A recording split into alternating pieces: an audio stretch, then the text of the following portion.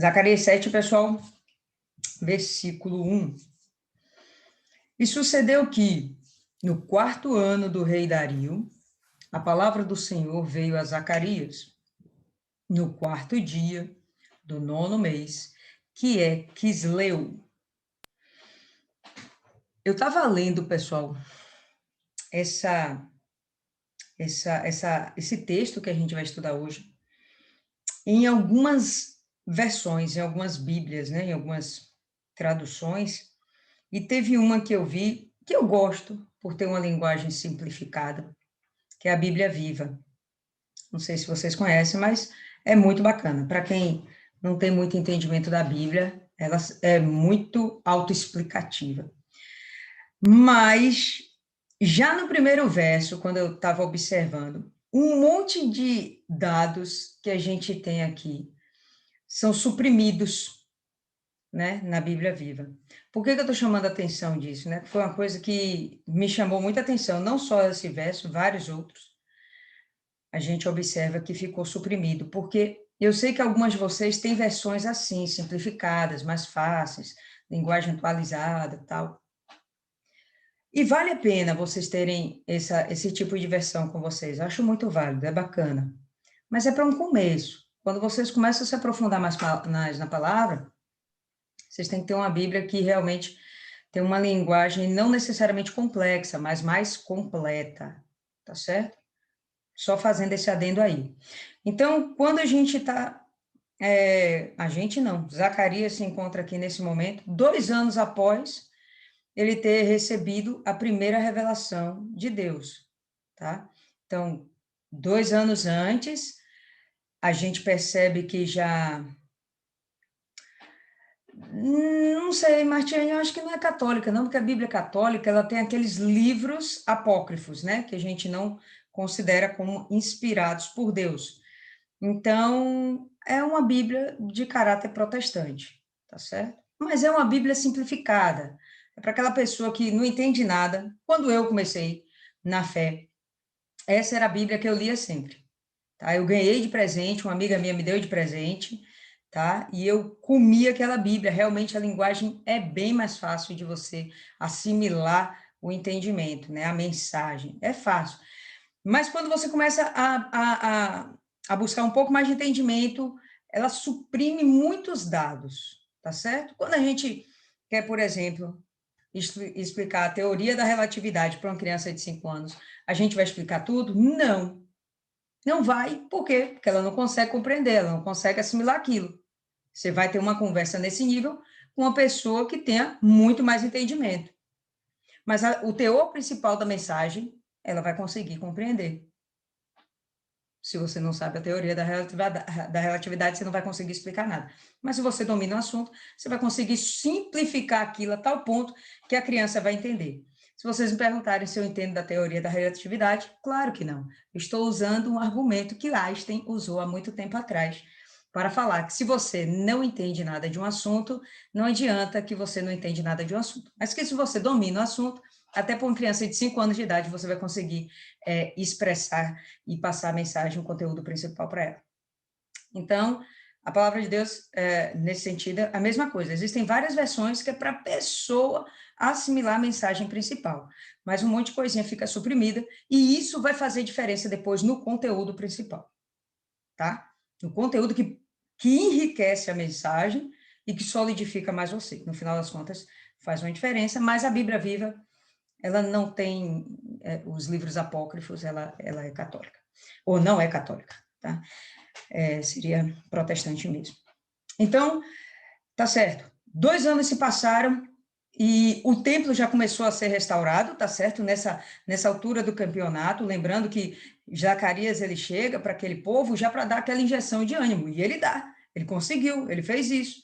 Através das 8 visões, ele conseguiu explicar aquele entendimento todo para Zorobabel, para Josué e para todo o povo, colocou dentro da cabecinha desse povo que Deus é com eles, que já passou o tempo do pecado, eles estão realmente vivendo uma nova história e Deus é com eles, eles vão chegar a termo, eles vão chegar à conclusão de tudo que Deus colocou como propósito para esse povo, tá?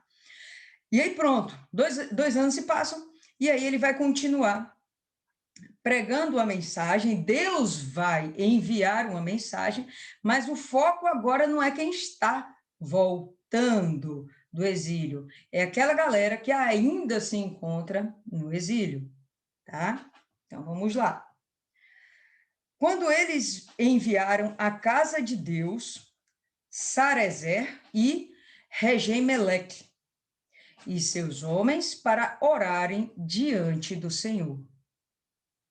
E é nesse eles aqui que a gente vai descobrir, né, o teor da mensagem, o destinatário dessa mensagem. Eles é aquela turminha que ficou no exílio, mesmo tendo o acesso a eles poderem voltar para Jerusalém mesmo, que eles tenham tido o decreto de Ciro, o consentimento de Dario, para que eles pudessem voltar a Jerusalém. Eles não querem, eles não aceitam, estão lá confortáveis, já falamos sobre isso. E aí eles voltam agora para perguntar ao pessoal que está em Jerusalém, vem cá, o que a gente faz? A gente continua praticando todas aquelas práticas anteriores? Em suma, é isso que ele vai falar, tá? E a gente vai esmiuçar isso aqui mais um pouquinho. Esse pessoal em particular, eles fazem parte das 10 tribos de Israel que constituíam o Reino do Norte. Onde era que o povo do Reino do Norte ia adorar a Deus? Quem lembra?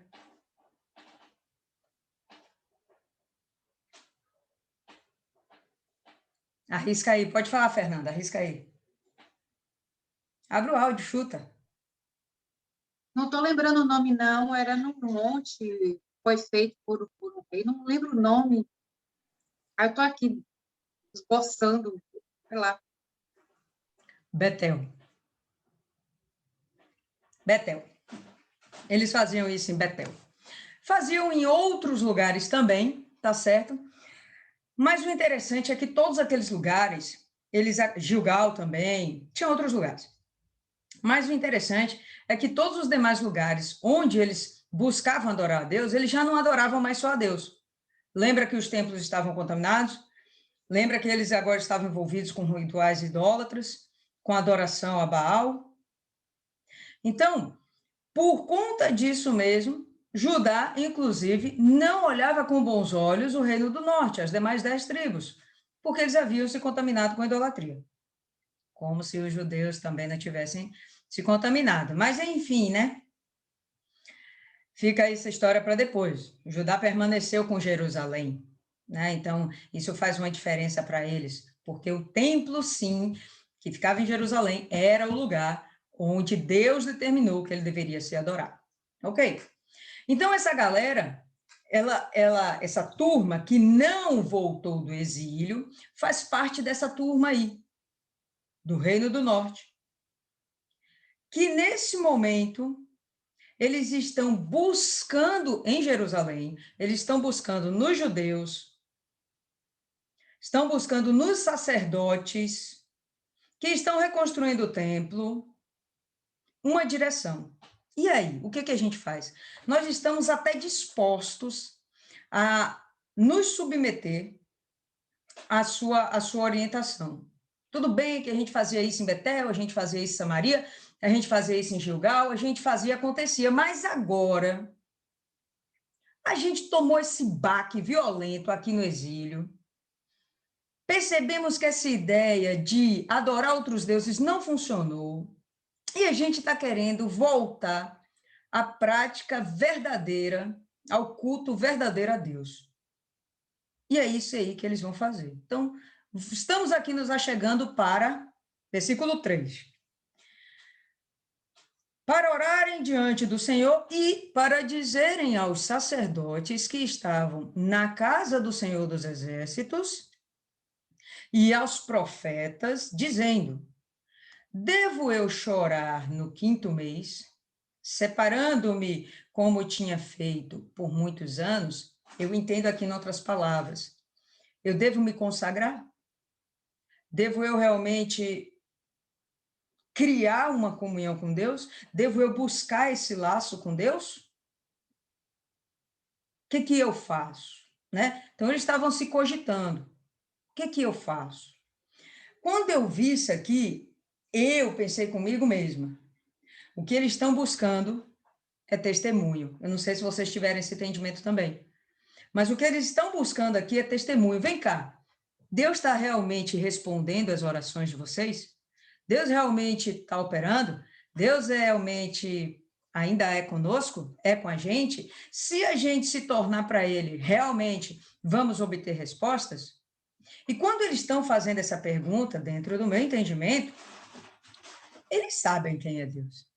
Mas se eles estão com dúvida de quem é Deus, eu imagino que eles não estão sendo atendidos. Não tem por que eles fazerem essa pergunta. Parece que estão em busca de algum benefício. Volto se eu ganhar alguma coisa. Tá tendo retorno. Exatamente. O que está acontecendo aí com vocês? Porque aqui com a gente não está acontecendo. A gente não está vendo nada. Então a gente está querendo saber, está valendo a pena isso aí ou a gente realmente retrocede de vez e fica lá com Baal e os deuses desse povo aí, dos deuses dos reinos pagãos? O que que a gente faz? Então eles não estavam vendo resposta. E quando é que a gente não vê resposta? Quando a gente tem dúvida, quando a gente não faz bem feito, quando a nossa dedicação não é em primeiro lugar a Deus, né? Quando ele não é o primeiro, quando ele faz parte de um conjunto, mas ele não é o primeiro, não vamos ter realmente a resposta que queiramos. A gente vai ter ainda até a misericórdia de Deus, que o amor dele é uma coisa que não muda, mesmo que a gente esteja lá entupida no pecado, né? Mergulhado no pecado. Mas a misericórdia dele não muda. Então, não vamos dizer que esse povo não está tendo nada. Está tendo, sim. A misericórdia. Ainda estão vivos? Tem chance, né? Mas eu acredito que eles não estão vendo as grandes coisas. Primeiramente, por causa da dúvida. Eu acredito aqui que o primeiro motivo é a dúvida. Tanto que eles vêm aqui questionar, eles estão com dúvida. Primeiro Isis, depois Adriana. E essa questão das dúvidas, a gente vai perceber. A Adriana levantou a mão, tirou minha linha de raciocínio. Fala, Isis, que depois eu concluo. Vou lembrar aqui. Está me ouvindo bem? Uhum. Sim. Porque não era recíproco. Aqui, na minha versão, diz que suplicar o favor. Eles querem o favor de Deus. Eles não estão dispostos a obedecer para receber as bênçãos de Deus. Sim, perfeito. Tá valendo. Diga aí, Adriana.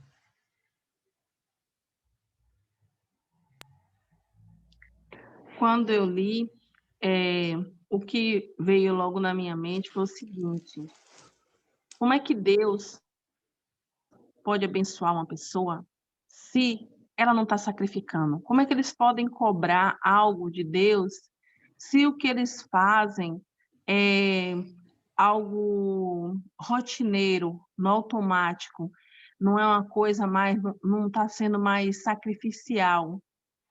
Então, eles não podem exigir de Deus uma coisa que eles não estão dando, né?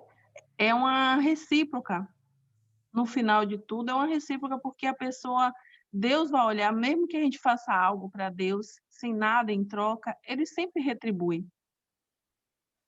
Ele sempre vai nos livrar, nos dar livramento, nos dar, não deixar o pão de cada dia faltar, nos dar paz, né? E essas pessoas só estavam voltando pelo fato de estar ouvindo falar que o templo está sendo erguido, que Jerusalém está sendo novamente povoada, que Deus está agindo naquele lugar. Então, como é que pode? Por isso que eles estão voltando. E para haver essa volta e essa entrega, eles têm que sacrificar. Sem o sacrifício, não vai haver um retorno, né? Deus não vai deixar de colocar a mão dele, mas não vai ser aquela coisa assim de você estar com Deus, poder até exigir de Deus, como ele mesmo diz, né? Trazer todos os dias uma casa do tesouro e fazer prova de mim. Então, se você é fiel, se você obedece, se você sacrifica, você pode fazer prova de Deus, você pode exigir de Deus, né?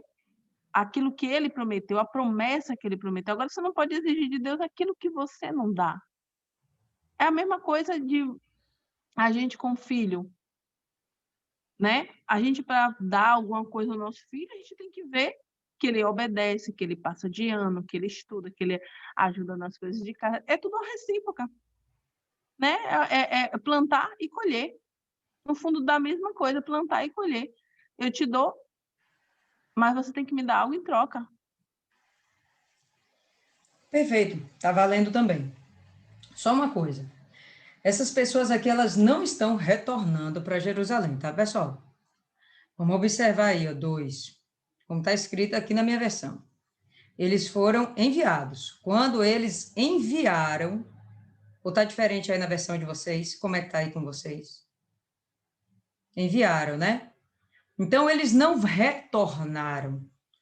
Foi uma comitiva para Jerusalém, para obter respostas e levar para o povo que permaneceu lá. Então, eles não estão retornando aqui. E, diga-se de passagem, eles não estão vindo por uma motivação de fé. A motivação não é fé. A motivação é o contrário, é a dúvida. E o que eu ia falar era justamente isso. E a dúvida deles é tanta que eles nem voltaram do exílio. Porque se eles crescem que chegou o tempo da aflição e agora vem o tempo da restauração, se eles tivessem crido na palavra, eles tinham retornado. Mas eles não creram. E continuaram praticando o que a Adriana está tentando aí falar, está buscando falar, e eu esperei que ela resumisse em uma só palavra, ela não resumiu, mas o que falou procede. Eles estão continuando religiosos, mas sem comunhão com Deus, fato. Entendeu? O que eles têm plantado? Nada, dúvida. A religiosidade não muda a vida de ninguém, a gente já cansou de ver isso. Religiosidade não muda a vida de ninguém. Bater ponto na igreja não muda a vida de ninguém. Vestir um uniforme não muda a vida de ninguém. É diferente. Fala aí, Paloma. Então, né, a senhora falou o que eu ia falar, que era justamente esse pensamento que eu tive quando ele fala, né, chorarei eu no 5º mês, fazendo abstinência, como tenho feito por tantos anos. Eu imaginei isso daqui como se fosse parte de algum ritual, né?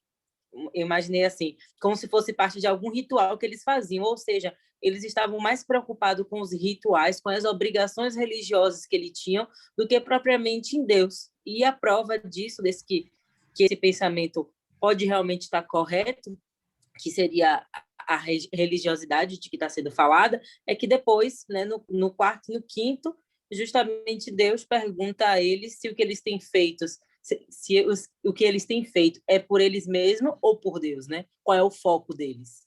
Mas, enfim, é isso aí. Exato. Então, aí eles saem de lá entupidos de dúvidas e vêm para cá. Em busca de testemunho. Pessoal, fala para a gente aí. Vocês estão fazendo isso? Está valendo a pena? Então, vamos continuar no texto. Então, a palavra do Senhor dos Exércitos veio a mim, dizendo: fala a todo o povo desta terra e aos sacerdotes, dizendo: quando jejuastes e lamentastes, chorastes, no 5º e no 7º mês, durante aqueles 70 anos, foi mesmo para mim que jejuastes. Então, o próprio Deus aqui está questionando. Vocês ficaram 70 anos lá. E o que vocês fizeram foi mesmo para mim? Ou foi por vocês? Abra aí agora no livro de Isaías 58. Pode falar, Fernanda.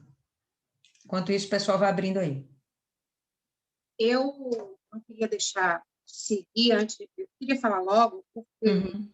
para não perder o momento, a gente está meditando em alguns livros e volta e meia a gente está relembrando algumas coisas que nós temos que ter claro na nossa mente. Uma frase muito batida, que a gente repete muito, que nós temos que ser, para então podermos fazer. Eu já sei disso, eu sou. Mas, assim, na hora na hora do problema, na hora da dificuldade, será que a gente é mesmo? Eu acho que é uma indagação que todo mundo tem que fazer. Ou então, tentar, né? Porque a gente se conhece na hora do problema, na hora da dor. Tipo aquele vídeo que foi postado na semana passada do motoboy, né? Da quentinha e tudo mais. Na hora do problema, você consegue ser? Eu consigo ser?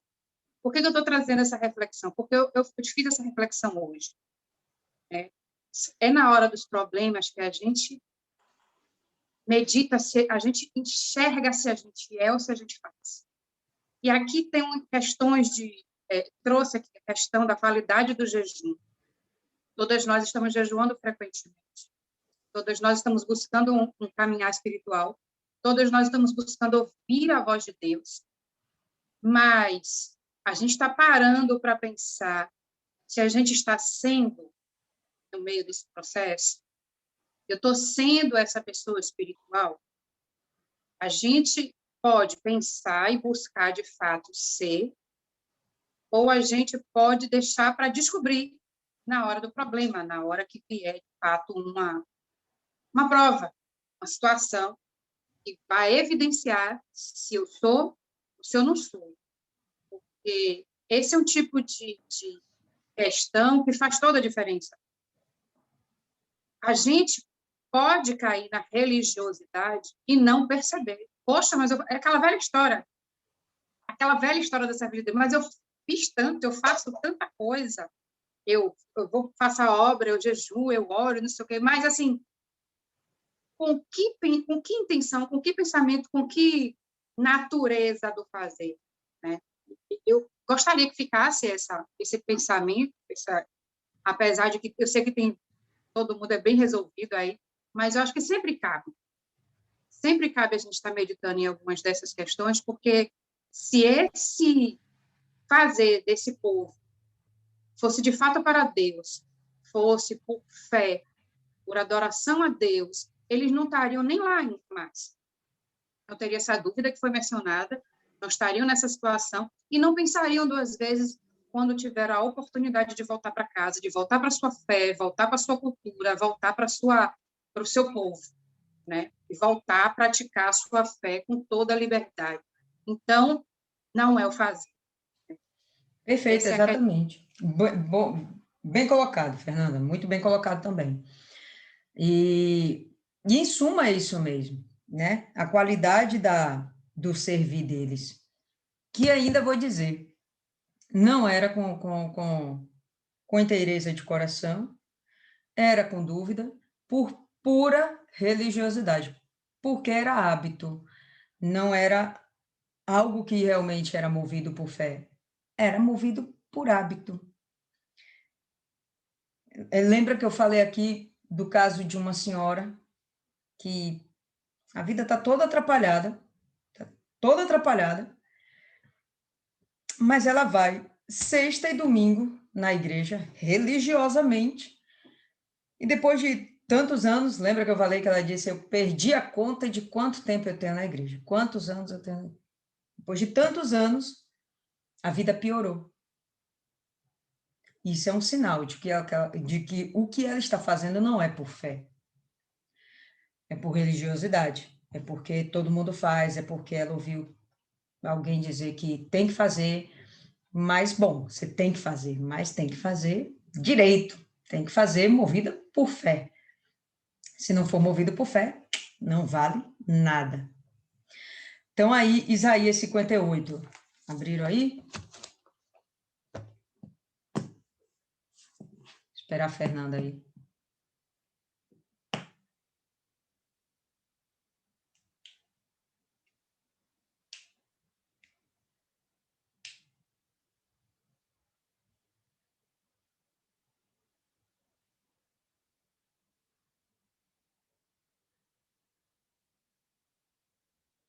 Versículo 1. Esse bico de Adriana é macabro. Vamos lá, verso 1. Clama em alta voz, não te detenhas.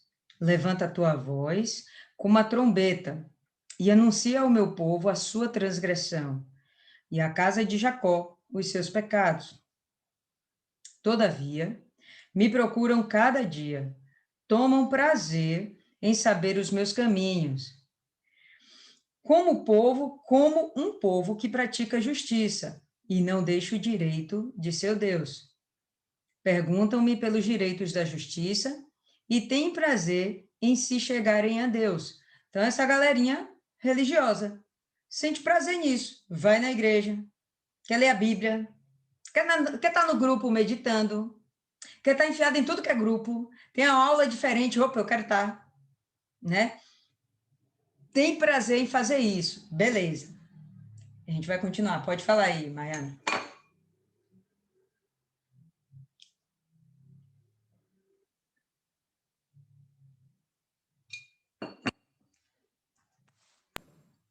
Se condenando, porque quanto mais sabe, mais aprisiona a alma e vai ser cobrado por isso. Boa, Maiana, isso mesmo. Porque o próprio Jesus falou que se aquele povo não soubesse, eles seriam livres, mas como eles não só viram, como ouviram, e teve a questão lá dos testemunhos, eles seriam cobrados com mais rigor que Sodoma e Gomorra. Corretamente. Então tá lá, né? Ele está falando aqui de uma pessoa religiosa. Essa pessoa aqui está indo na igreja, ó. Procura todo dia, está todo dia indo na igreja, né? Como se praticassem justiça. Não praticam a justiça, mas eles vestem uma capa de cristão como se fossem cristãos. Não são cristãos. Verso 3. Dizendo, por que jejuamos nós e tu não atentas para isso? Ainda fica questionando Deus, né? Por que afligimos as nossas almas, né? Fica passando fome. Por que afligimos as nossas almas e tu não o sabes?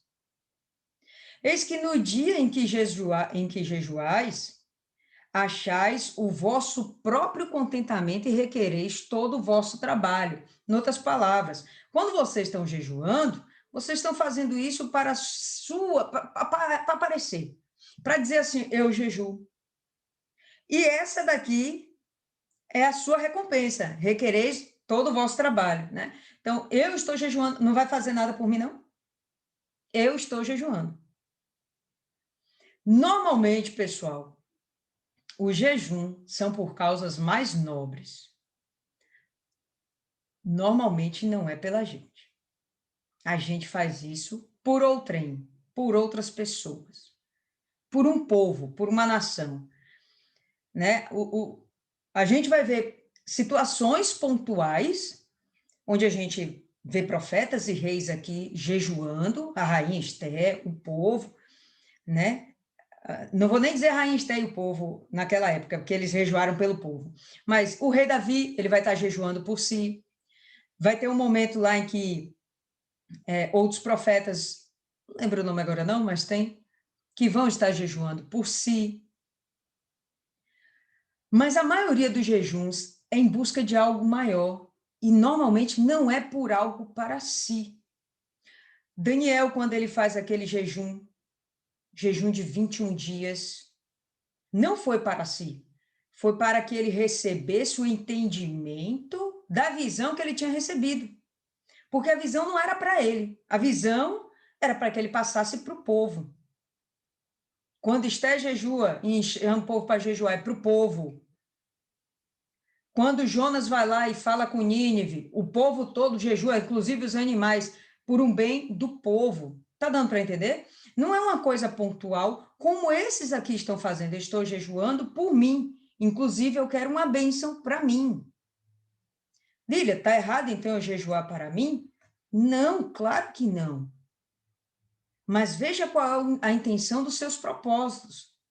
O jejum é para uma santificação, uma consagração e para propósitos de calamidades. Coisas que estão acontecendo que você só vai conseguir vencer com jejum e oração. Entende? Então, ele está questionando isso aqui. Então, povo, questionam. Eu estou fazendo meu jejum, o senhor não está vendo, não? É cego, é? Cadê a minha bênção? Aí chega Deus e fala, você está jejuando pelo quê, rapaz? Pelo seu próprio propósito? Vamos continuar. Eis que para contendas e debates jejuais, e para ferirdes com punho iníquo. Não jejueis como hoje, para fazer ouvir a vossa voz no alto. Você está querendo aparecer, você está querendo mostrar para os outros que você é santão. Não vai convencer, pode até convencer os outros, mas a mim não, né? Deus falando, a mim não, eu sei o que está dentro do seu coração. Seria este o jejum que eu escolheria que o homem um dia aflige a sua alma, né? Ele vai passar uma necessidade, uma privação, vai afligir a sua alma, e que ele incline a sua cabeça como junco, né? Vai aparecer aquela posição de humildade, e estenda debaixo de si saco de cinza? É só isso? Eu só quero que você cumpra um ritual? Eu só quero que você acredita mesmo que tudo que eu quero que você faça é uma coisa mecânica? Chamarias tu a isto jejum e dia aprazível ao Senhor?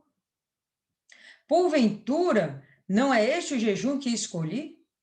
Que soltes as ligaduras da impiedade, que desfaças as ataduras do jugo, que deixes livres os oprimidos e despedaces todo o jugo? Porventura, não é também que repartas o teu pão com o faminto e recolhas em casa os pobres abandonados? E quando vires o nu, o cubras e não te escondas da tua carne? Então, o que ele está querendo dizer, em poucas palavras, é que a gente ame nosso próximo. Percebeu isso aí nas entrelinhas?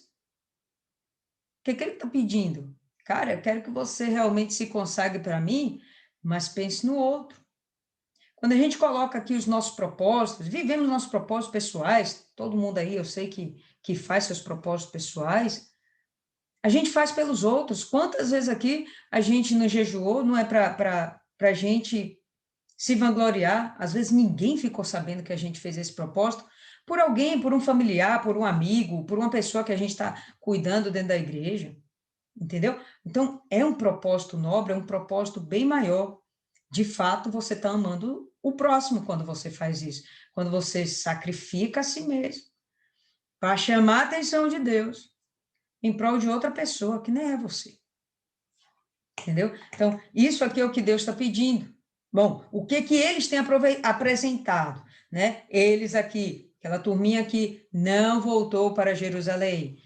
Com certeza, nada disso, completamente o contrário, ao ponto de Deus chegar e questionar. Vocês não têm razão, não procede a causa de vocês, tá? Então, volta Zacarias,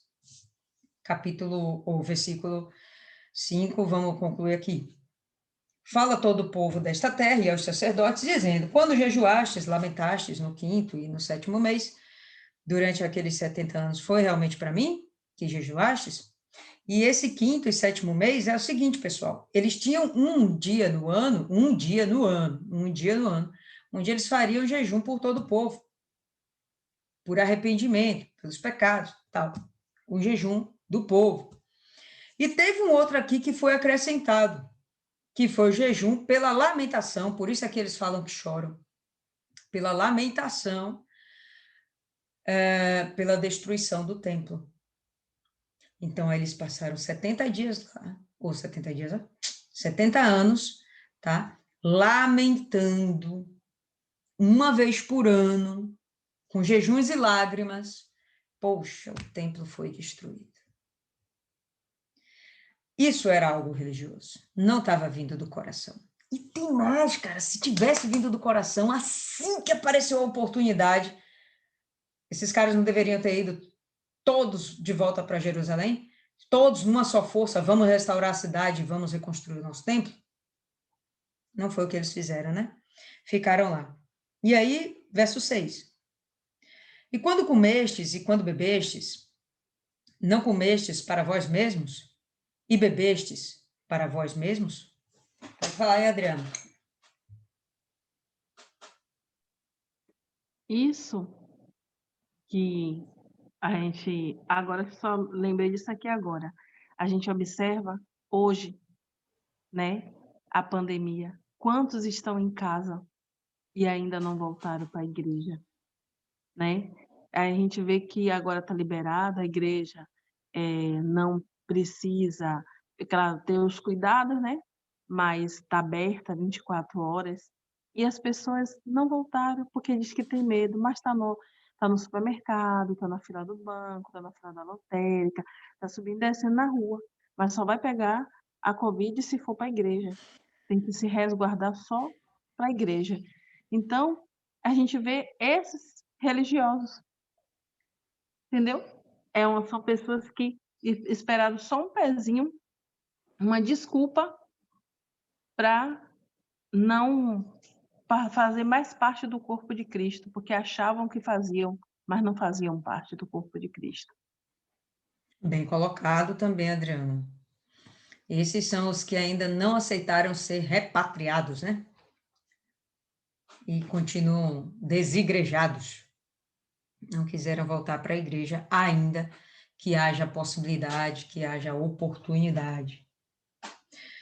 Então, quando comestes, quando bebestes, não comestes e vós mesmos o bebestes para vós mesmos e bebestes para vós mesmos, não devíeis ouvir as palavras que o Senhor clamou através dos primeiros profetas, quando Jerusalém era habitada e próspera, com as cidades ao seu redor, quando homens habitavam o sul e a planície. Então aí chega Deus e dá uma cortada neles, né? Rapaz, tudo que vocês fizeram não foi realmente para mim. Eu sei o que está dentro de vocês. No fundo, o que vocês estavam fazendo era cultuando outros deuses. Vocês não estavam fazendo culto para mim. E que eu acho interessante pontuar aqui, não devias ouvir as palavras que o Senhor clamou através dos primeiros profetas? Bom, se ele falou através dos primeiros profetas e agora ele está falando através de Zacarias, ele está pontuando, legitimando, oficializando que Zacarias é um profeta de Deus. Senão ele não falaria os outros profetas, não. Ele agora está legitimando. Segundo, ele está dizendo que no passado já foi dito o que era necessário ser feito para agradar a Deus, no passado. Mas ainda que, se há um profeta, ainda agora existe a mensagem de restauração. Se converta, se arrependa, vamos mudar sua vida. Existe ainda agora, assim como no passado ainda existe agora, a mensagem de restauração. E a promessa de que tudo vai voltar ao normal, não. Tudo vai ser restaurado, melhorado e ampliado, que a gente viu lá em Zacarias, que Jerusalém vai ser de um tamanho com a união de tantos povos e vai ser uma prosperidade tão grande que vai ter tanto gado que não vai haver como cercar Jerusalém. Vai ser muito grande. Então, existe a promessa. Então, está válido ainda. E outra, se Deus está usando um profeta para continuar falando, abençoando o povo, então foi devolvida a autoridade espiritual para aqueles sacerdotes. Em outras palavras, está sendo restaurado também, né, a parte espiritual, todo o legado espiritual dos judeus. E quando ele fala, nesse verso só, ele detona tudo isso. E quando ele fala isso, ele está jogando direto assim para eles. Por que vocês ainda não voltaram? Por que vocês vêm com dúvidas quando era para vocês terem plena certeza? Deixa eu ver aqui. Abre aí em Jeremias 14. Jeremias 14.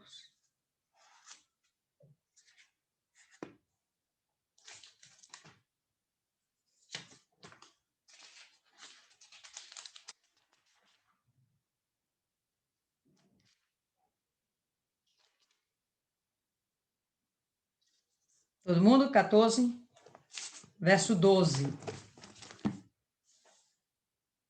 Quando jejuarem, não ouvirei o seu clamor. E quando oferecerem holocaustos e ofertas de alimentos, não me agradarei delas. Antes, eu os consumirei pela espada, pela fome e pela peste. E quando ele fala aqui, essa mensagem, usando Jeremias, e Jeremias foi um profeta no período ali pré-exílio, né? Durante o exílio babilônico, então a mensagem já tinha sido dada. E ele está falando aqui, ó, por que vocês não ouviram a palavra que eu dei antes? Através dos meus primeiros profetas. Porque dentro daquela palavra tinha tudo aquilo que eu queria que vocês fizessem para que vocês viessem ser abençoados. Então está aqui. Como vocês não procederam, venha o decreto de juízo. Eu os consumirei pela espada, pela fome e pela peste. Resultado, exílio. Abre Amós, um pouquinho mais na frente.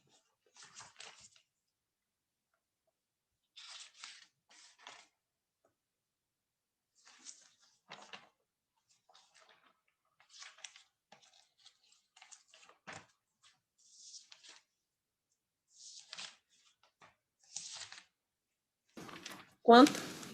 Amós Amós, quanto? capítulo 5.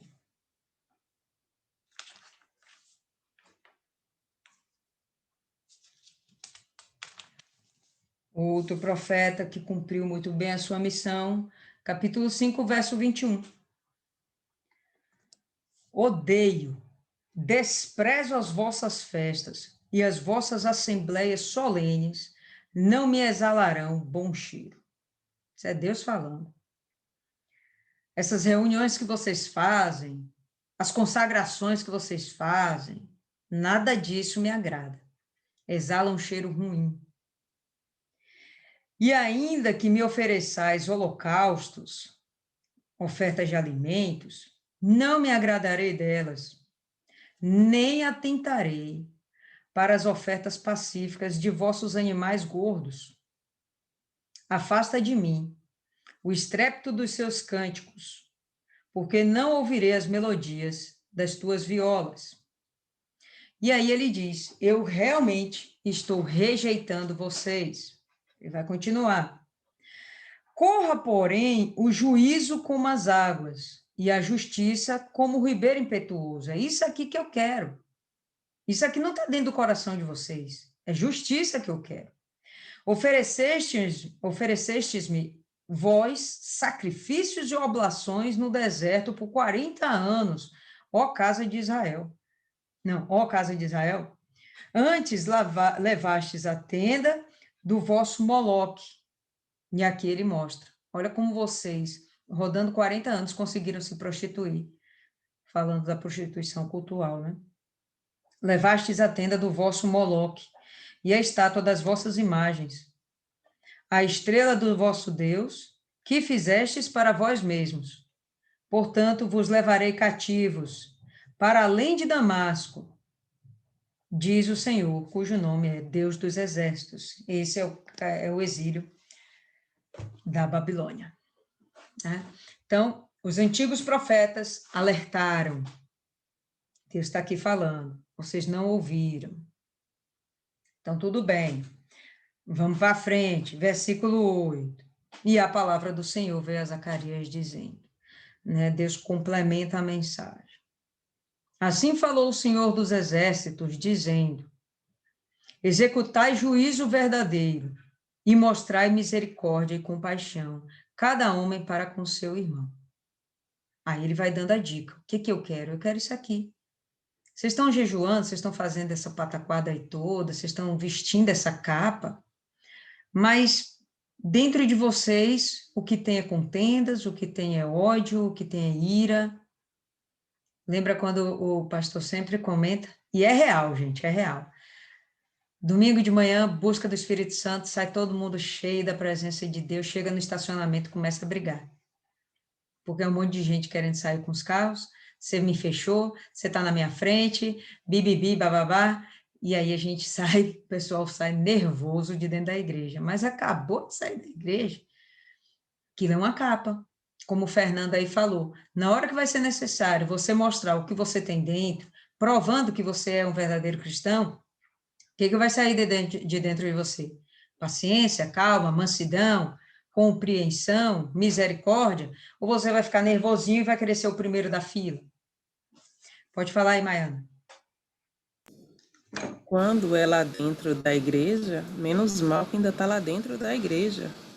Ontem eu vi uma cena que eu fiquei foi com vergonha no lugar da pessoa. Deu um show assim na rua que eu fiquei parada olhando. Falei, meu Deus do céu. A gente fica até sem palavras com isso, né? Porque entristece. A gente chegar e a gente ser motivo de mau testemunho. Entendeu? É verdade, Paloma. A gente dá o que a gente tem. Então, vamos lá, no verso 10. Continuidade, né? Ele já disse que ele quer misericórdia e compaixão para com o irmão. Ele disse que primeiro, inclusive, ele quer o juízo verdadeiro, justiça. Aí ele continua no 10. Não oprimas a viúva, nem o órfão, nem o estrangeiro, nem o pobre. Não é para a gente tirar vantagem de ninguém. E nenhum de vós, intentes o mal contra o seu irmão em seu coração. Ele falou de intentar o mal na atividade, na prática? Não. Ele falou no coração. Não é nem para chegar na prática. Antes da prática tinha que estar no coração. Não é nem para entrar no coração. De forma alguma é para você pensar mal contra o seu irmão. Abra aí agora em Êxodo 18.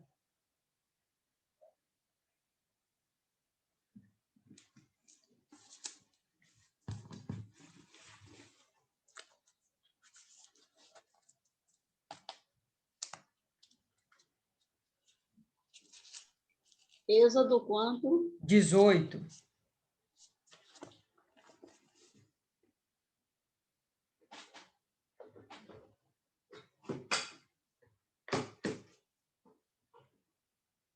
Todo mundo? 18 no verso 19. Deus pediu foi justiça, né? A primeira coisa que ele falou, exerça o juízo verdadeiro. Êxodo 18, 19. Ouve, pois, as minhas palavras, eu te aconselharei, e Deus seja contigo. Representa o povo perante Deus e leva as suas causas a Deus. Isso aqui é Jetro, o sogro de Moisés, falando com Moisés. Faça o seguinte, vou te dar um conselho. Continue representando o povo diante de Deus. Faça esse papel, não abandone esse papel. Contudo, vamos adiante. Ensina-lhes os estatutos e as leis e faz-lhes saber o caminho que devem andar e a obra que devem fazer. Tudo que Deus mandar, ensina para o povo. Procura dentre o povo homens capazes, tementes a Deus, homens de verdade, que aborrecem a avareza. Põe-nos sobre eles por chefes de 1.000, chefes de 100, chefes de 50, chefes de 10, para que julguem esse povo em todo o tempo. Toda causa grave trarão a ti, mas toda causa pequena eles mesmos julgarão. Será assim mais fácil para ti, e eles levarão a carga contigo. Se isto fizerdes, e assim Deus tu mandar, poderás então suportar. E assim também todo este povo tornará em paz para o seu lugar. Então, a gente está falando de em torno de 2 milhões de pessoas, 2 milhões de pessoas, andando por um deserto. 2 milhões de pessoas, imagina, né? Nossa igreja, 400 pessoas, 500 pessoas. O pastor sozinho não consegue dar conta. Quantos pastores tem na nossa igreja hoje? Acho que uns 6 hoje, né? Uns 6 pastores. Para tomar conta, 7, né? 7. Para tomar conta de 500 pessoas, 400, 500 pessoas. Além disso, tem em torno de 60 obreiros, 50 a 60 obreiros. Além disso, tem os coordenadores dos grupos. Além disso, tem o povo que é firme. Ou seja, um só sozinho não vai dar conta de fazer tudo. Senão, ele vai ficar sobrecarregado.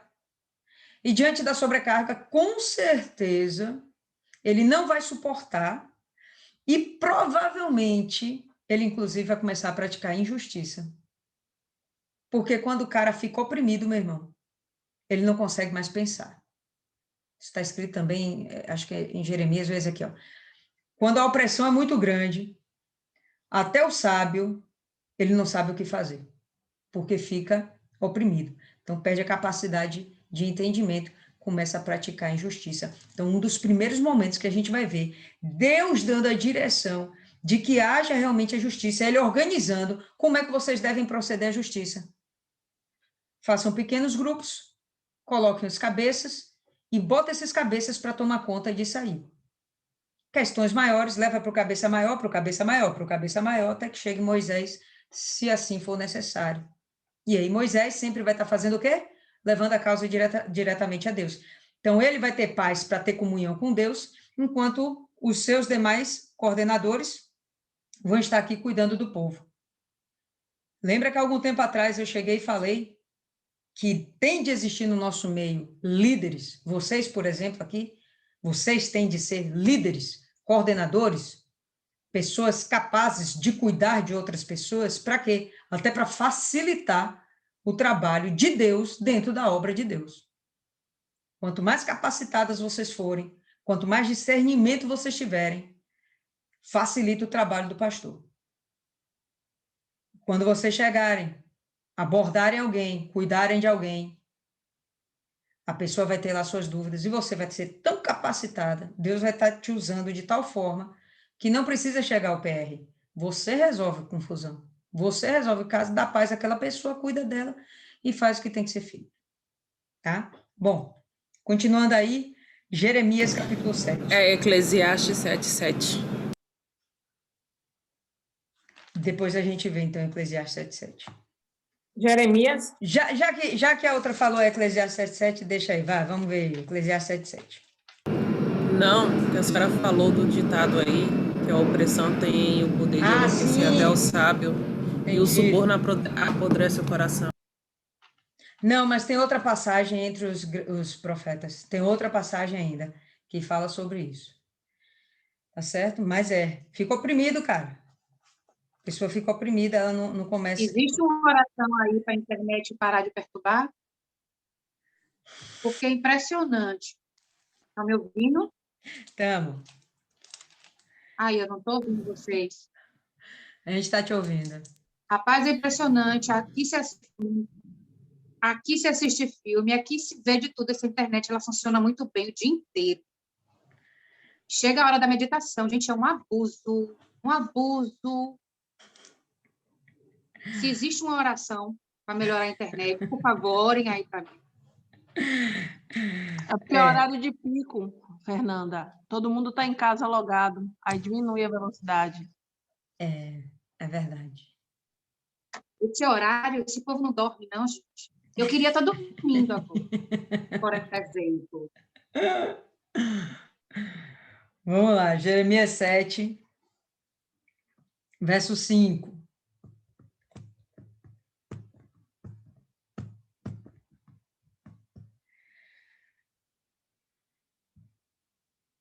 Eclesiastes ou Jeremias? Não, Jeremias. Eclesiastes, ela quis usar de exemplo outra coisa. É Jeremias. Pode abrir Jeremias, eu vou esperar.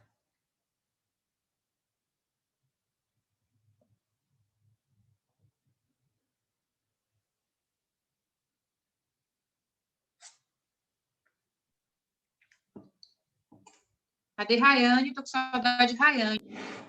Rayane, Daiane, Itamara, Patrícia. Esse povo, só o Pai nas causas. Jeremias 7, verso 5. Todo mundo? Aí não está fazendo o curso do casamento blindado? Não sei. Ou é os dias específicos? Ela está fazendo o curso. Não sei. Ela falou da segunda-feira, mas hoje ela não falou nada.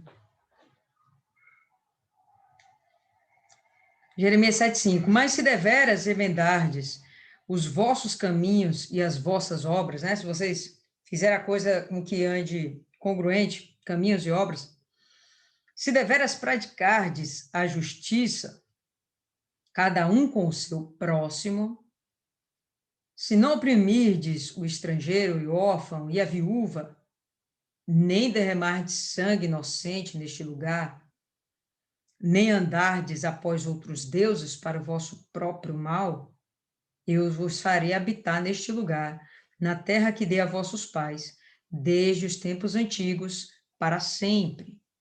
Então, esse povo, né, pode deixar em Jeremias, mas voltando a Zacarias, esse povo aqui, eles realmente deveriam pegar esse gancho aqui de Jeremias, que eles já tinham ouvido antes, gente. Eles já tinham ouvido isso. Então, se vocês realmente praticarem isso aqui, eu farei vocês habitarem na terra que eu prometi a vossos pais. E isso aconteceu. Então, eles já tinham a promessa está se concretizando. Foi liberada a volta deles para a terra dos vossos pais, né? Dos pais deles. Foi liberado. Além de ser liberado, foi incentivado. A gente já viu que eles voltaram com grana, com ouro, com prata, com vestes, com animal, né? Houve um estímulo para que eles voltassem. De fato, eles não voltaram de mãos vazias. Os reis, os próprios reis, deram ajuda. O povo deu ajuda. E esse povo continuou lá. Então, Deus está dando aquele puxãozinho de orelha usando a própria palavra dele. Eu já falei isso com vocês antes. Por que vocês não obedeceram? Abre agora em Oséias, um pouquinho aí mais na frente.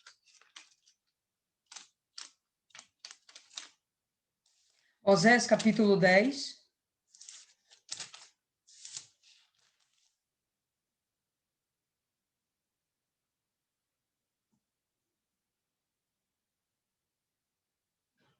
Olha a insistência de Deus.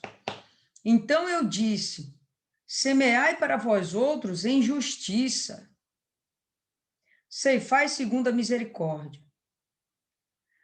Arai o tempo de pousio, porque é tempo de buscar ao Senhor, até que ele venha e chova a justiça sobre vós. Qual é a justiça?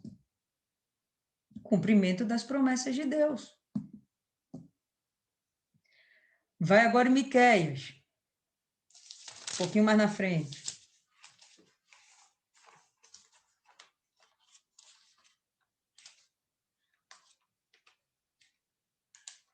Miqueias, capítulo 6.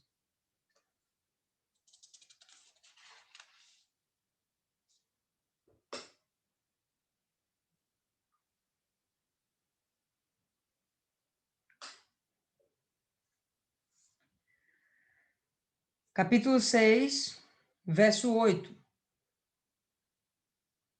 Ele te declarou, ó homem, o que é bom e que é que o Senhor pede de ti? Que pratiques a justiça, ames a misericórdia, andes humildemente com o teu Deus. Tudo que os bonitinhos não estavam fazendo. Não estavam andando em justiça, porque eles não estavam praticando a fé em Deus. Eles não estavam obtendo a misericórdia, porque eles não criam em Deus. Quer dizer, a misericórdia eles estavam tendo até por ter ainda vida e oportunidade. Mas as bênçãos de Deus eles não estavam vendo, por isso permaneciam ainda em dúvida, querendo ouvir testemunho. E não andavam com Deus, porque próprio Deus está falando que eles ainda andavam segundo outros deuses e misturando essa fé deles. Bom, claro que não ia dar certo. Agora, Novo Testamento, vai aí para Tiago. Tiago vai aprofundar um pouco mais o entendimento sobre justiça e amor ao próximo. Tiago, capítulo 3.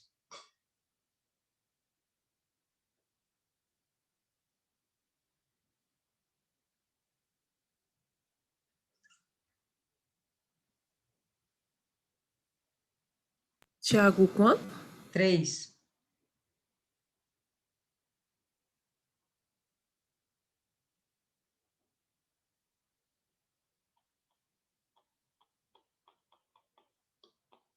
Todo mundo? Qual versículo? Versículo 5.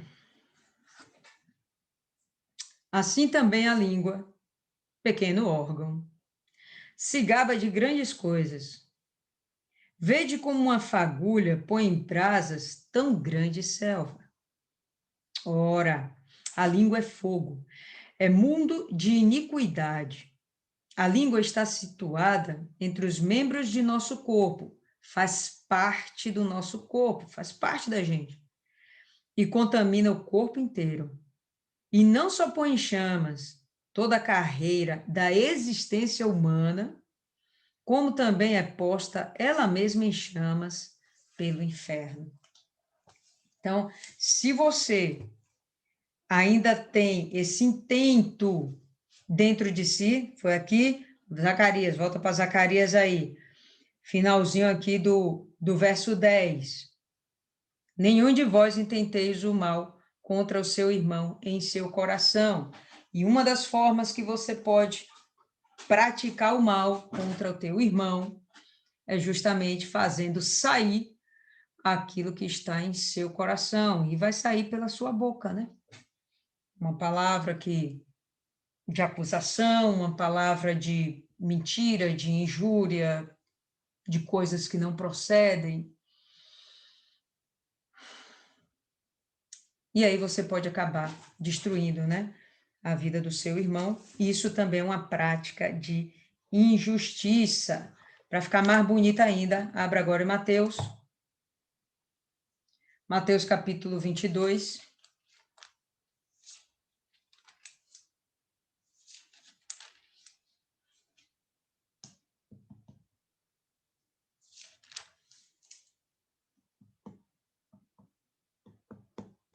E aí Jesus resume muito bem no verso 39. Este é o grande e primeiro mandamento que ele falou no verso 38. Ou melhor, 38 mesmo, né? O segundo, semelhante a este, é: amarás o teu próximo como a ti mesmo. E aí a gente fica com esse entendimento de que o seu jejum e a sua oração e tudo mais que você possa fazer com o intuito de você se consagrar e de ter algum benefício com Deus, se não for, em primeiro lugar, por algo realmente nobre e movido por fé, isso não vai atrair a atenção de Deus. E a gente vai ver isso logo após. Pode falar, Paloma. Aproveitar que está aí mesmo em Mateus, que eu ia fazer esse comentário. Aí mesmo em Mateus 23, 23, né? A partir não do 22, né? Para poder ficar um pouquinho entendido. Se você puder ler aí, que eu também achei que ele deixa bem claro, né? E com palavras até um pouco duras em relação à iniquidade mesmo e a tudo que a gente está falando agora em Zacarias. Qual que você fala? 23 o quê? 23, 22, 23. 23, 22, 23. E quem jurar pelo céu e pelo trono, isso? Essa parte, Paloma? Isso mesmo, 23 e 24. Foi 22 não, desculpa. Ai de vós, escribas e fariseus, hipócritas, porque dais o dízimo da hortelã, do endro, do cominho, e tendes negligenciado os preceitos mais importantes da lei: a justiça, a misericórdia e a fé. Devíeis, porém, fazer estas coisas sem omitir aquelas. Guias cegos que coais um mosquito e engolis um camelo. Bacana, resume também muito bem. sintetiza o entendimento que a gente tem que ter realmente de que a nossa consagração é em prol de outros, a vantagem tem que ser não só para a gente, certo? Então, volta aí agora para Zacarias 11. Só para completar, eu vou falar mais um, mas eu vou falar, não precisa vocês irem lá, não. Que é o versozinho fofo que eu amo, gosto demais. Mateus 6,33. Quem já gravou?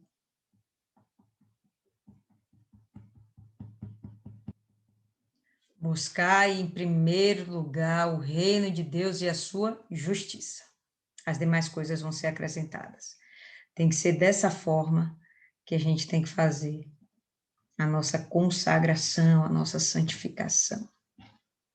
Ritual por ritual, isso não vai nos acrescentar nada.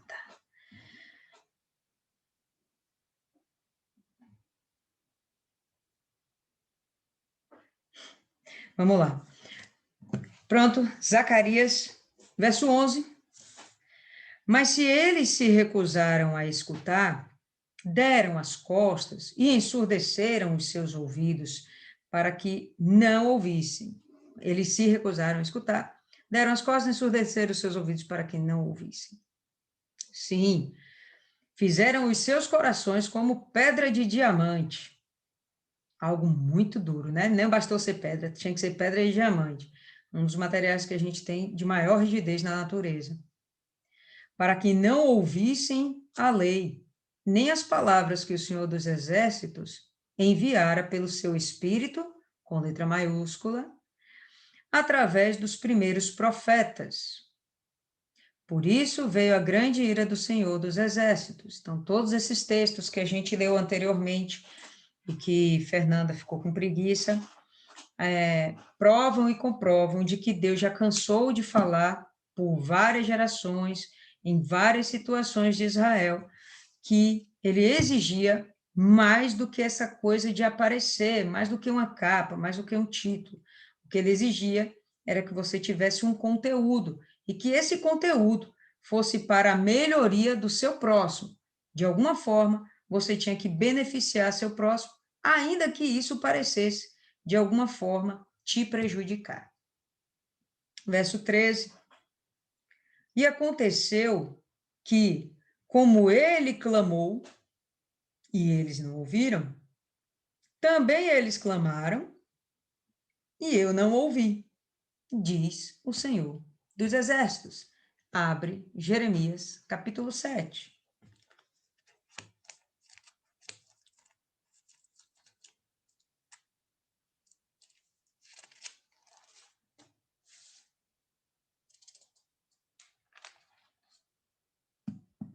Todas. Jeremias 4. 7. Jeremias, capítulo 7. 7. É, Tô parecendo a véia surda hoje. tá tenso.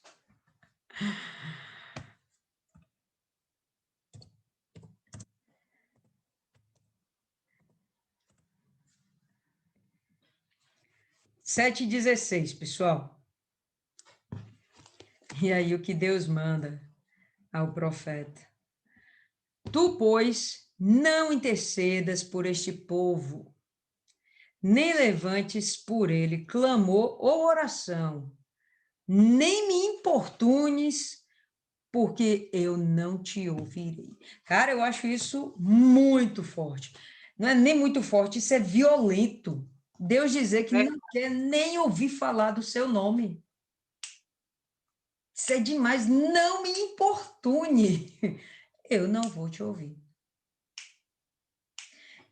E a gente tem que Deus manda a gente orar por todos, indistintamente. Ele fala que as nossas preces serão ouvidas, mas tem situação que ele se reta e ele não quer conta, não. Não te ouvirei. E aí vem o quê? O juízo. Fala aí, Fernanda. Eu ia falar sobre isso mais tarde, no final, né? Pode Mas falar. Esse trecho está em outro capítulo aqui de Jeremias mesmo, né? No anterior que a senhora leu, já nem lembro mais qual foi o versículo, porque dessa vez eu não anotei. Mas o versículo anterior ao que a senhora leu diz exatamente isso. Eu fiquei aqui me perguntando, em quais situações Deus diz para a gente não orar por determinada pessoa? Aí vamos voltar para esse povo aí. Um tempo atrás eu comentei que, quando eu comecei a ler a Bíblia, eu achava Deus, até certo ponto, cruel. Mas, à medida que eu fui lendo, eu fui vendo as inúmeras, incessantes oportunidades de arrependimento que ele dava ao povo. Mas eram tantas que chegava a ser cansativo, até para você ver a quantidade de oportunidade de arrependimento. Mas se arrependerem de todo o seu coração, pronto. Todas as leis e regras e determinações terminava assim, mas se arrepender, voltar, pronto, se arrependa e volte, que está resolvido. Mas chegar ao ponto dele dizer, não ores por esse povo, é meio desesperador. É meio desesperador você imaginar que Deus não quer nem que ore. É como ele falou para Moisés assim uma vez, Moisés, não quero mais falar desse assunto, não me importune mais com isso, pronto, e acabou. Deve dar assim, um desespero na pessoa que eu não consigo, nem quero imaginar isso, na verdade. E com isso tudo, eu quero dizer que chega a ser praticamente infinitas oportunidades, praticamente porque a gente viu aqui que é finito, né, que vem o juízo, as oportunidades de arrependimento. E, com isso, eu quero entrar logo numa coisa que eu ia falar no final, mas eu vou falar logo porque a oportunidade se fez. Eu gostaria de deixar para vocês um testemunho, porque eu não gostaria que, quando aconteceu, se acontecer, vocês não se passem, né? Nós vivemos pela fé e buscamos mortificar nossa carne. Mas tem um dia que a gente não consegue. Tem um dia que dá uma vontade enorme de você chutar o balde, derramar água em todo canto. E quando você percebe, você já deixou a carne falar, você já está com raiva. E você não quer voltar atrás porque você está com muita raiva. E quando você percebe, você lembra, o Espírito Santo te avisa, você está pecando. Mas você está com raiva, você não quer voltar atrás porque você está com raiva. E nessa hora é muito rápido, muito intenso e muito variável as investidas de Satanás na cabeça da pessoa. Vem tanta sugestão maligna em forma de pensamento nesse momento que você se vê, você se percebe com pensamentos daquele passado que você não quer que volte mais. E nessa hora você já começa, você já sabe que pecou, você já sabe que você ainda está pecando, você não está com vontade de voltar atrás, mas e aí Satanás diz assim, você vai falar com Deus agora, você tá pecando, você sabe que está pecando, vai falar com Deus agora. O que eu quero dizer, objetivamente, é, do jeito que você tiver, com raiva, pecando, a forma como você tiver, confesse para Deus. Confesse para Deus, do jeito que você tiver, só fale para Ele. Mesmo que você não vá consertar a besteira naquela hora, porque você ainda está com raiva, mas confesse para Deus o seu estado. Eu estou me sentindo assim, eu estou fazendo isso. Peça perdão na hora, mesmo com raiva. Ou peça um tempo para ele, por favor, me ajude a passar por esse tempo aqui. Mas você não quer ir lá consertar agora, que você está com raiva, mas fale para ele. Fale para ele, diga a ele o que você está sentindo, o que você está passando. Satanás vai dizer para você não falar, você vai ficar com vergonha. Você está, constrangida porque você sabe que errou, você sabe que pecou, você ainda está com raiva, você não quer voltar atrás, mas fale assim mesmo. Fale porque eu não tenho uma palavra para descrever para vocês o poder da atuação do Espírito Santo. Quando ele recebe de nós um pedido de socorro, que ele vê que a gente não quer aquilo, que a gente tem um arrependimento sincero, ainda que a gente não esteja disposto naquele momento exato de voltar a consertar tudo na mesma hora, mas ele está vendo ali o seu desejo de não cair naquilo, por aquilo, ele vai responder. E ele responde. é impressionante, eu não tenho palavras para descrever, porque ele me limpou de uma forma que eu não sei descrever para vocês, eu só sei descrever para vocês que é perfeito. Então, não deixe que esses pensamentos, esse momento e essas acusações façam com que você não peça socorro ao Pai. Tá? É o que eu quero dizer para vocês, para ninguém cair nessa armadilha do diabo, porque nós somos, sim, suscetíveis. Com o Espírito Santo, sim, somos suscetíveis. Não pensemos que, eu sou toda de Deus, eu sou, sabe, totalmente espiritual, que você não vai ter um momento como esse. E é nessa hora que você vai pensar, como eu falei lá atrás, eu sou ou eu só estou fazendo? É isso, meninas. Obrigada, muito válido. Falou, né? Nem precisa mais acrescentar isso aí. Fala aí, Milene. Só vou agradecer, né, pelas palavras aí, dona Fernanda. Exato. Eu estava, quando você estava falando sobre essa passagem de Jeremias, eu me lembrei do bispo uma vez que ele falou que estava orando por um ex-bispo, né, que tinha caído, tinha abandonado a obra, e ele orava incessantemente, pedindo a Deus misericórdia, e teve um dia que ele orando, Deus falou que, porque ele estava orando, aquilo naquele momento me soou tão forte, né, mas se encaixou agora nessa passagem. Por que você está orando por alguém que eu já rejeitei? Não ore mais. Então, imagine você estar buscando por uma pessoa, clamando pela alma daquela pessoa e Deus te responder em sua oração, que é para você não clamar mais porque eu rejeitei. Então, até a gente chegar nesse ponto de ser rejeitado por Deus, nós temos que lembrar que a gente, com certeza, foi vendo pelas passagens dos profetas que insistentemente lembravam as pessoas do que elas tinham que se arrepender e voltar para Deus, é o que justamente acontece hoje na igreja. A gente vai para as reuniões, quem está ali fixo, quem está ali caminhando, nós vamos para a igreja, às vezes parece até ser repetitivo o que a gente ouve, mas é porque parece não, a gente precisa realmente ser lembrado disso, eu acho até que a gente precisa mais ser lembrado do que instruído, porque quem chega de primeira vez, ele está sendo instruído. Poxa, eu não conheço aquilo. Ele absorveu aquilo, pegou como verdade, já foi. Nós que estamos ainda, o tempo pode ser o nosso inimigo. Então, aquilo para a gente tem que ser lembrado. Por quê? É como a Fernanda falou agora.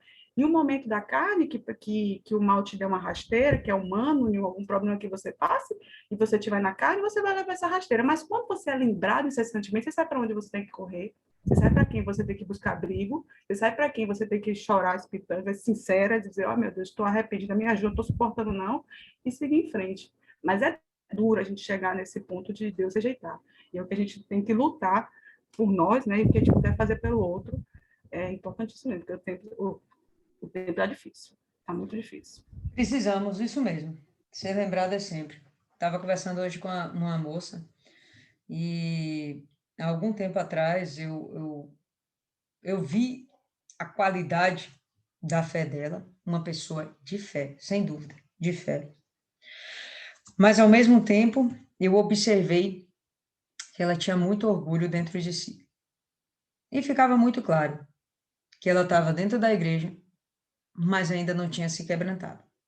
E as justificativas dela para que ela tivesse respostas, as bênçãos, né, tudo aquilo que ela estava buscando, era porque ela ia para a igreja.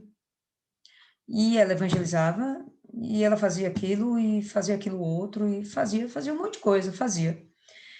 Mas o principal, que era a mudança interior, que é o que Deus está falando aqui, as obras de vocês aí não está valendo nada, porque dentro de vocês, o que tem dentro, não é bom, não é legal. O cheiro que sobe de vocês fede. Não tem aquele aroma do Senhor Jesus, não tem um perfume, um bom perfume do Senhor Jesus. E aí eu conversando com ela, eu falei, olha, há muito tempo atrás eu já tinha percebido que você ia cair. Por quê? Porque dentro de você tem um orgulho muito grande. Alguém começou aqui falando, né? Acho que foi a Adriana. A pessoa já sabe tudo. Ela ouve, já sei, ouve, já sei, já ouvi, as repetidas vezes, né? Esse povo aqui, com certeza, devia ser nesse nível, nesse quilo. Eu já ouvi, o profeta falou de novo, meu Deus, Miqueias, agora Jeremias, Amós. Meu Deus, todo mundo falando a mesma coisa, mas eu já li isso na Torá. Cresci ouvindo isso na sinagoga, dentro do templo. Mais uma vez você vai falar isso outra vez, já sei. Mas não pratica. Não está dentro de você, né? Está aqui dentro, mas não passou para se tornar uma prática. E acabou que ela está mal, está mal, está mal, está mal. Eu não vejo uma forma de ajudá-la, né? Não via uma outra forma de ajudá-la. Chamei para participar aqui, mas não deu certo, né? Que eu acho que a palavra de Deus é que faz realmente a revolução dentro da gente. Então, chamei para vir participar, mas não funcionou. Orei, jejuei, fiz a parte que a gente tem que fazer, mas a coisa só aparece mesmo quando a pessoa se quebranta. A resposta realmente só aparece quando a pessoa se quebranta. E aí, hoje, ela falou isso para mim. Pô, tô assim, tô assado, tô assado, Falei, cara, mas eu falei contigo, teu problema foi lá atrás com o orgulho que eu sinalizei para você. Não, eu agora entendo o que a senhora falou e hoje eu estou buscando me quebrantar. Eu hoje sou outra pessoa, mas ainda está colhendo o fruto das falhas, né, dos erros, dos equívocos que cometeu lá atrás. Eu vou repetir, uma pessoa de mega fé, tem uma fé violenta, mas se a coisa não nasce dentro do coração de uma forma boa, pura, positiva, não, Deus rejeita, Deus não aceita. Mas Deus tem o quê? Misericórdia. A pessoa está viva lá, ainda tem chance. Aí cheguei agora de noite e falei com outra pessoa. E aí, no meio da conversa, velho, você tem um orgulho maior do que tudo. Você tem que se controlar quanto a isso aí. E quando a pessoa não aceita que é orgulhosa, o que ela fala? Rebate e joga para cima de você. Eu, orgulhosa! Orgulhosa é você! Você não se enxerga!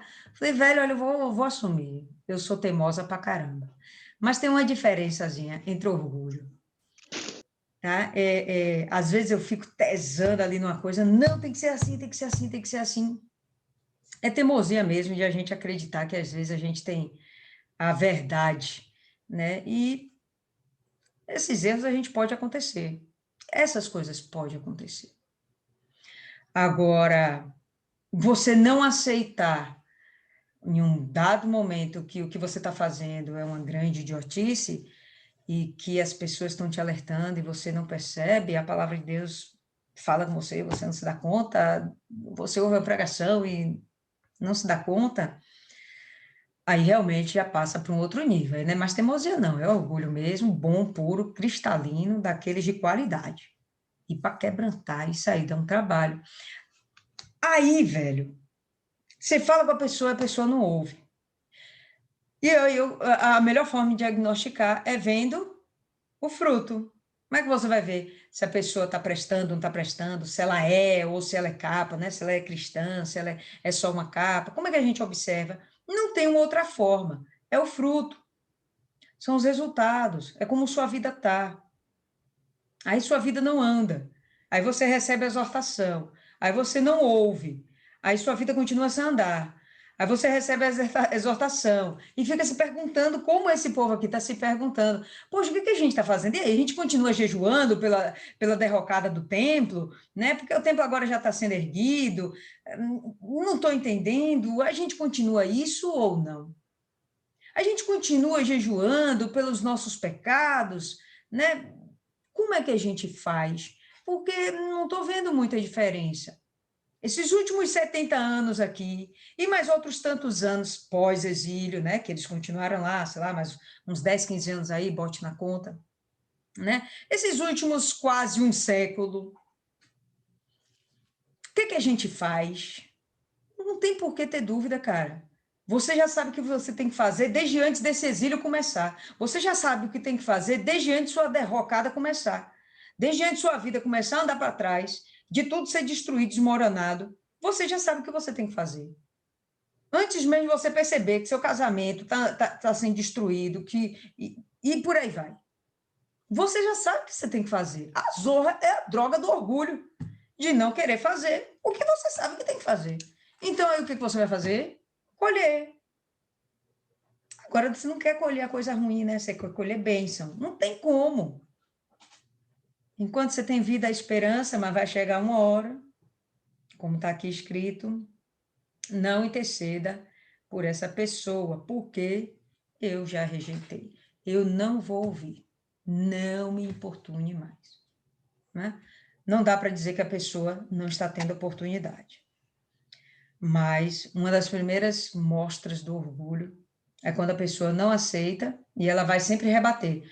Não, você é orgulhosa. Não, você me entendeu mal. É porque eu faço isso, isso e isso. Não, cara, você é orgulhosa por isso. Não, você me entendeu mal. É isso, isso e isso. E aí depois rebate e vira contra você. É a dificuldade que tem de olhar para dentro de si. Não é uma coisa realmente fácil. Não é. E isso, meu irmão, é só para quem tem coragem de vencer sua natureza. É só para quem tem coragem. Pode falar, Maiana. O pior não é nem isso, né? É porque quando a pessoa percebe que ela está errada, ela faz de tudo para provar que não vai pedir ajuda, para não dar o braço a torcer, para não reconhecer que ela foi errada. Porque quantas vezes a gente vê uma pessoa chegar, orientar a outra, mesmo que seja EVG com EVG, tá todo mundo ali no mesmo nível, e a pessoa não aceita. Aí é obrigado Deus ir lá falar com ela, o que não é errado. Mas eu tenho certeza que quando Deus fala é muito pior, porque aquilo ali dói, para ela poder acreditar. Não mata você escutar de uma pessoa que você precisa mudar e você mudar. Isso mostra até a sua humildade, mas o orgulhoso não. Ele faz de tudo para ter razão. Até se prejudica, se for o caso, para não dar razão ao outro, ele se prejudica nesse sentido. Volta para Zacarias, vamos encerrar. Versículo 14.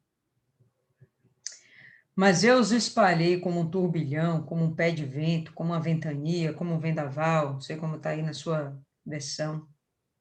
Eu os espalhei como um turbilhão, por entre todas as nações que eles não conheciam.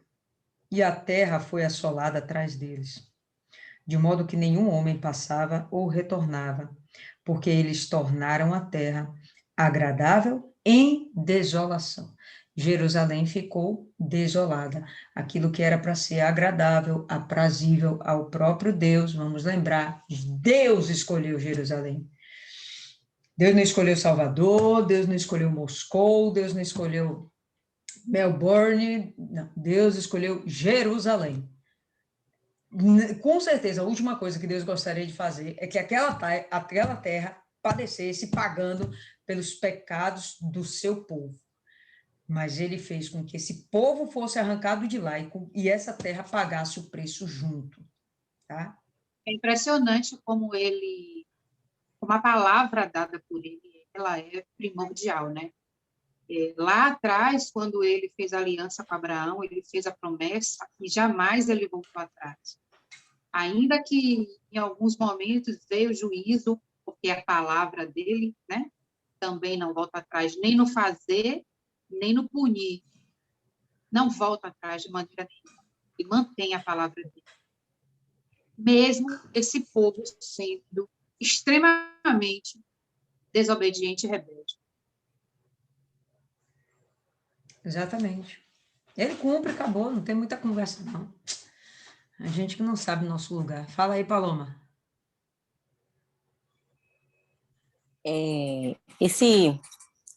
Esse capítulo eu achei muito interessante porque, diferente até dos outros de Zacarias, ele traz várias mensagens ao mesmo tempo, né? Os outros a gente percebe que tem uma mensagem assim, únicas, né? Mas esse daqui foi muita coisa ao mesmo tempo e traz principalmente coisas para a gente analisar sobre nós mesmos nos tempos de hoje, né? Principalmente. Ela falou isso de Hebreus.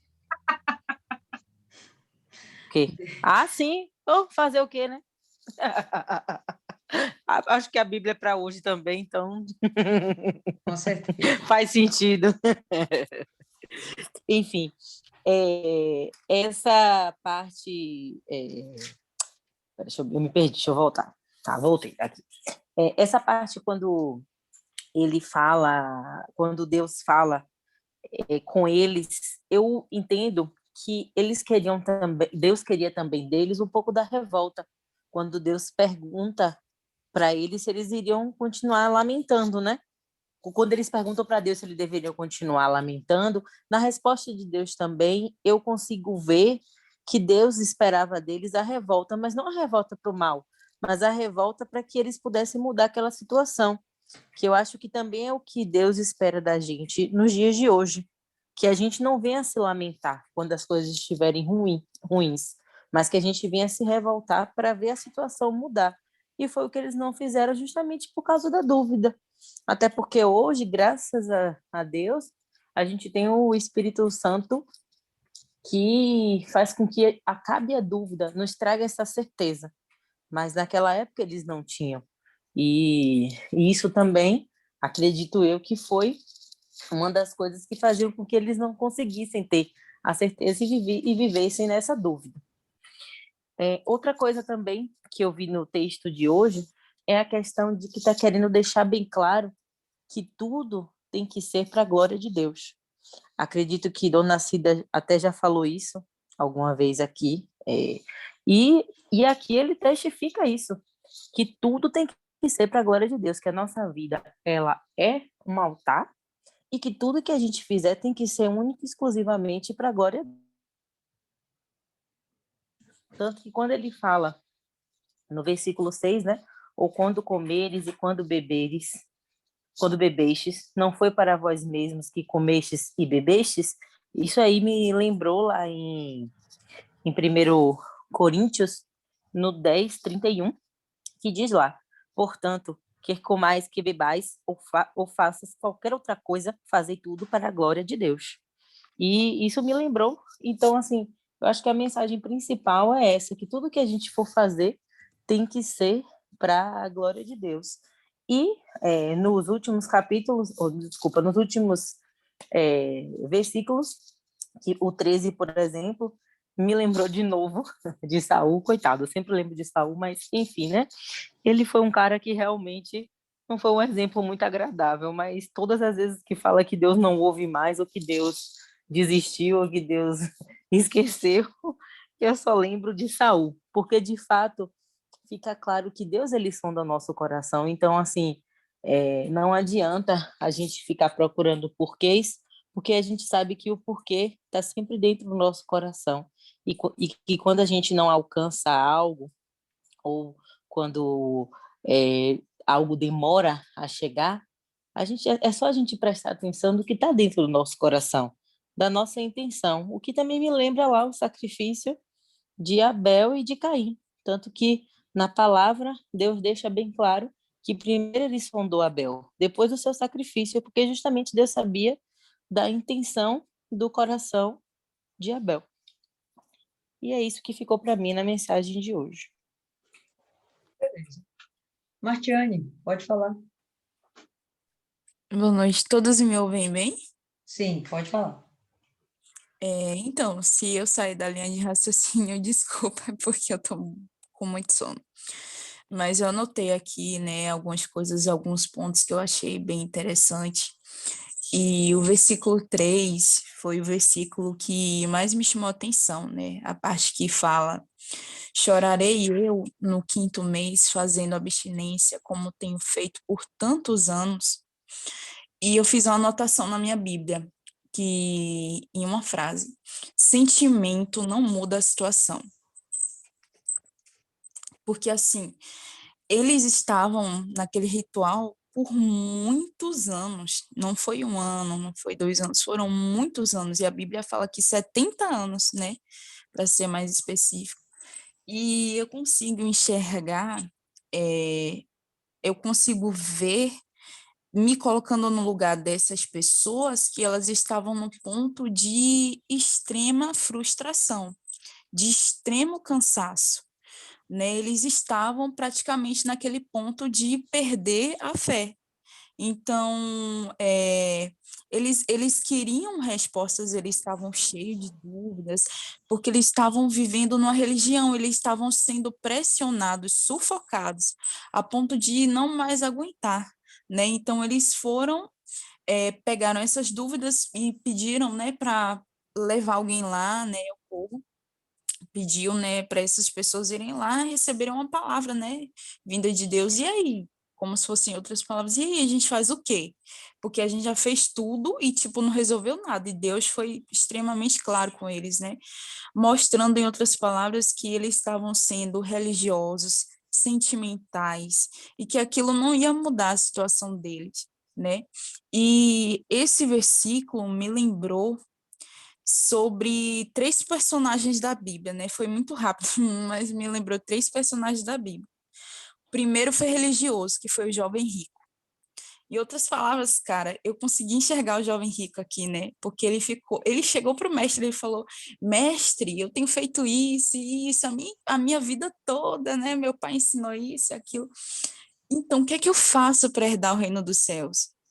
É como se ele tivesse aprendido coisas, mas aquilo não tivesse preenchido ele completamente, não tivesse salvado ele, né? Porque pela fé ele deveria crer, né? Então, se eu estou fazendo isso, isso, isso, então eu estou salvo, né? Estou fazendo tudo direitinho.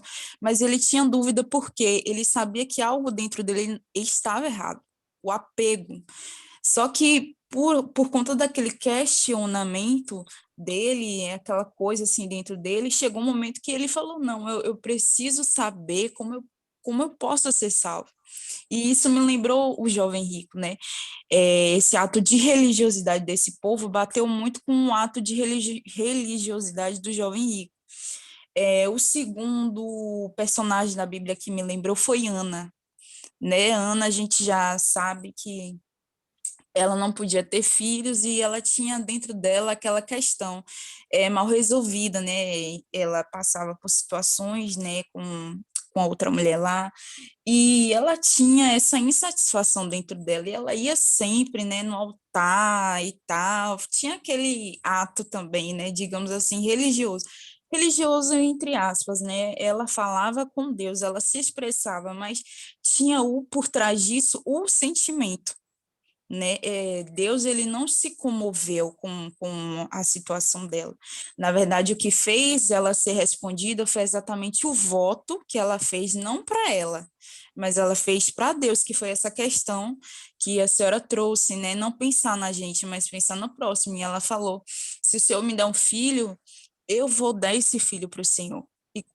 E Deus respondeu ela, quando Deus deu, ela cumpriu o voto que ela fez, ela entregou Samuel. E o terceiro personagem que me lembrou bastante foi o Senhor Jesus. Não estou querendo dizer que ele foi sentimental, nada disso, gente, pelo amor de Deus. Mas me lembrou ele nessa questão de que no Getsemane, quando ele estava no Getsemane, ele estava, digamos assim, numa situação onde sentimentos estavam querendo envolver ele, certo? Ele ficou muito claro isso na Bíblia, ele expressou bem isso, né, a ponto de dizer que a alma dele estava profundamente triste, né, o sentimento estava ali, né, ele estava naquela situação cheia de sentimentos, né, sendo bombardeado, enfim. E ali ele teve que sim, ele chorou, claro, mas ele teve que tomar uma atitude só, decisão, né? Ele teve que decidir. O poder estava nas mãos dele, ele era o filho de Deus. Ele poderia muito bem falar: não, ó Deus, eu não vou sacrificar mais, porque o Senhor sabe, eu também sei que lá na frente muitas pessoas não vão acreditar em mim, muitas pessoas não vão se converter, eu vou ser odiado por muita gente, aí eu não vou sacrificar mais. Ou então ele podia, sim, ter desistido, mas ele tomou uma atitude que esse povo aqui não teve, né, de decisão. Eles se deixaram levar pelos sentimentos, eles não quiseram ir, né, para voltar para aquela terra, né, voltar, está ali com o povo de Deus, não, eles se separaram e ficaram ali, né, como eu posso dizer assim, acomodados a alguma coisa, né, eles estavam acomodados a alguma coisa, porque não, a gente não pode dizer assim, não, eles não estavam acomodados, não, eles estavam sim, né, eles preferiam o quê? Ser cativos? Né? Tipo, não entra na nossa cabeça, né, não tem como uma pessoa estar sendo aprisionada e ela se sentir melhor sendo aprisionada do que voltar para a terra lá, né, e viver o novo de Deus, né, se renovar, enfim. E me lembrou bastante essas questões. E tem horas que eu separei também isso, né? Que tem horas que a gente tem que separar as coisas, né? Qual que é o momento de orar e qual que é o momento de decidir, né? Qual que é o momento de agir. Esse povo não precisava eles mandar pessoas para ir lá buscar uma resposta. Era só eles decidirem, né? Eles abandonarem o sentimento, abandonarem a religiosidade. Estava mesmo na hora de eles despertarem e falar assim, poxa, tantos anos, não vou mandar essas pessoas lá, não. A gente mesmo vai. Era uma questão de decisão. A gente mesmo vai lá resolver essa situação, não precisa ninguém ir pela gente, a gente mesmo vai. E isso me chamou bastante atenção, né? Esse versículo aí, eu consegui trazer, lembrar de 3 personagens, na verdade, Deus me fez lembrar de 3 personagens que estão envolvidos, né, em algumas situações aqui, né? Como eu falei, o primeiro que foi o jovem rico, a religiosidade, Ana, né, o sentimento, e o Senhor Jesus que foi a decisão, que era só o que o povo tinha que ter. E é isso aí. Bacana. Você vê que a palavra de Deus ela é interessante, ela fala com a gente. Eu tenho certeza que boa parte disso que Martiane comentou é baseado em coisas que ela estava precisando ouvir. É ou não é, Martiane? A palavra de Deus falou com ela. Muito forte, muito forte. Ó, mais alguém quer fazer algum comentário, acrescentar alguma coisa? Não? Beleza. Só porque vai dar meia-noite? Tá bom. Então, rapidinho só, a Maiana quer falar, cara. Maiana quer falar. Abre aí Isaías 6, enquanto Maiana está falando. Pode falar. Um tempo atrás, eu acho que foi no livro do Bispo Nos Passos de Jesus. Na verdade, eu nem ia para a igreja ainda, era uma criança. E na plenitude tinha um trechinho que falava sobre o jejum. Que você não deveria jejuar e assistir televisão, ouvir músicas e fazer coisas que agradam a sua carne. E hoje, antes de ler esse capítulo, eu estava pensando sobre isso. Eu nem quis abrir o jejum cedo e também esse negócio de ficar falando, fazer aquelas caras que a gente já viu em Mateus. E Deus, ele fala aqui que esse jejum ele não agrada, porque a maioria dessas pessoas aqui, lá em Jeremias, ele estava falando, as pessoas estavam jejuando pelo mal de outras. Em Esdras, o jejum de Esdras, lá em Esdras, acho que é 8:21, ele fala que o jejum, que abriu o jejum da jornada feliz, para se humilhar e suplicar a Deus, porque ele falou para o rei que não precisava de ninguém, que o próprio Deus ia proteger quem era com ele e quem não, Deus mesmo ia resolver esse problema. O compromisso de Deus é com quem tem compromisso com ele. A pessoa abre um jejum e vai lá para o YouTube assistir uns vídeos engraçados, ouvir música secular, abre o jejum e vai assistir novela, vai assistir filme de comédia. Onde que fica aí matar a carne da pessoa nisso?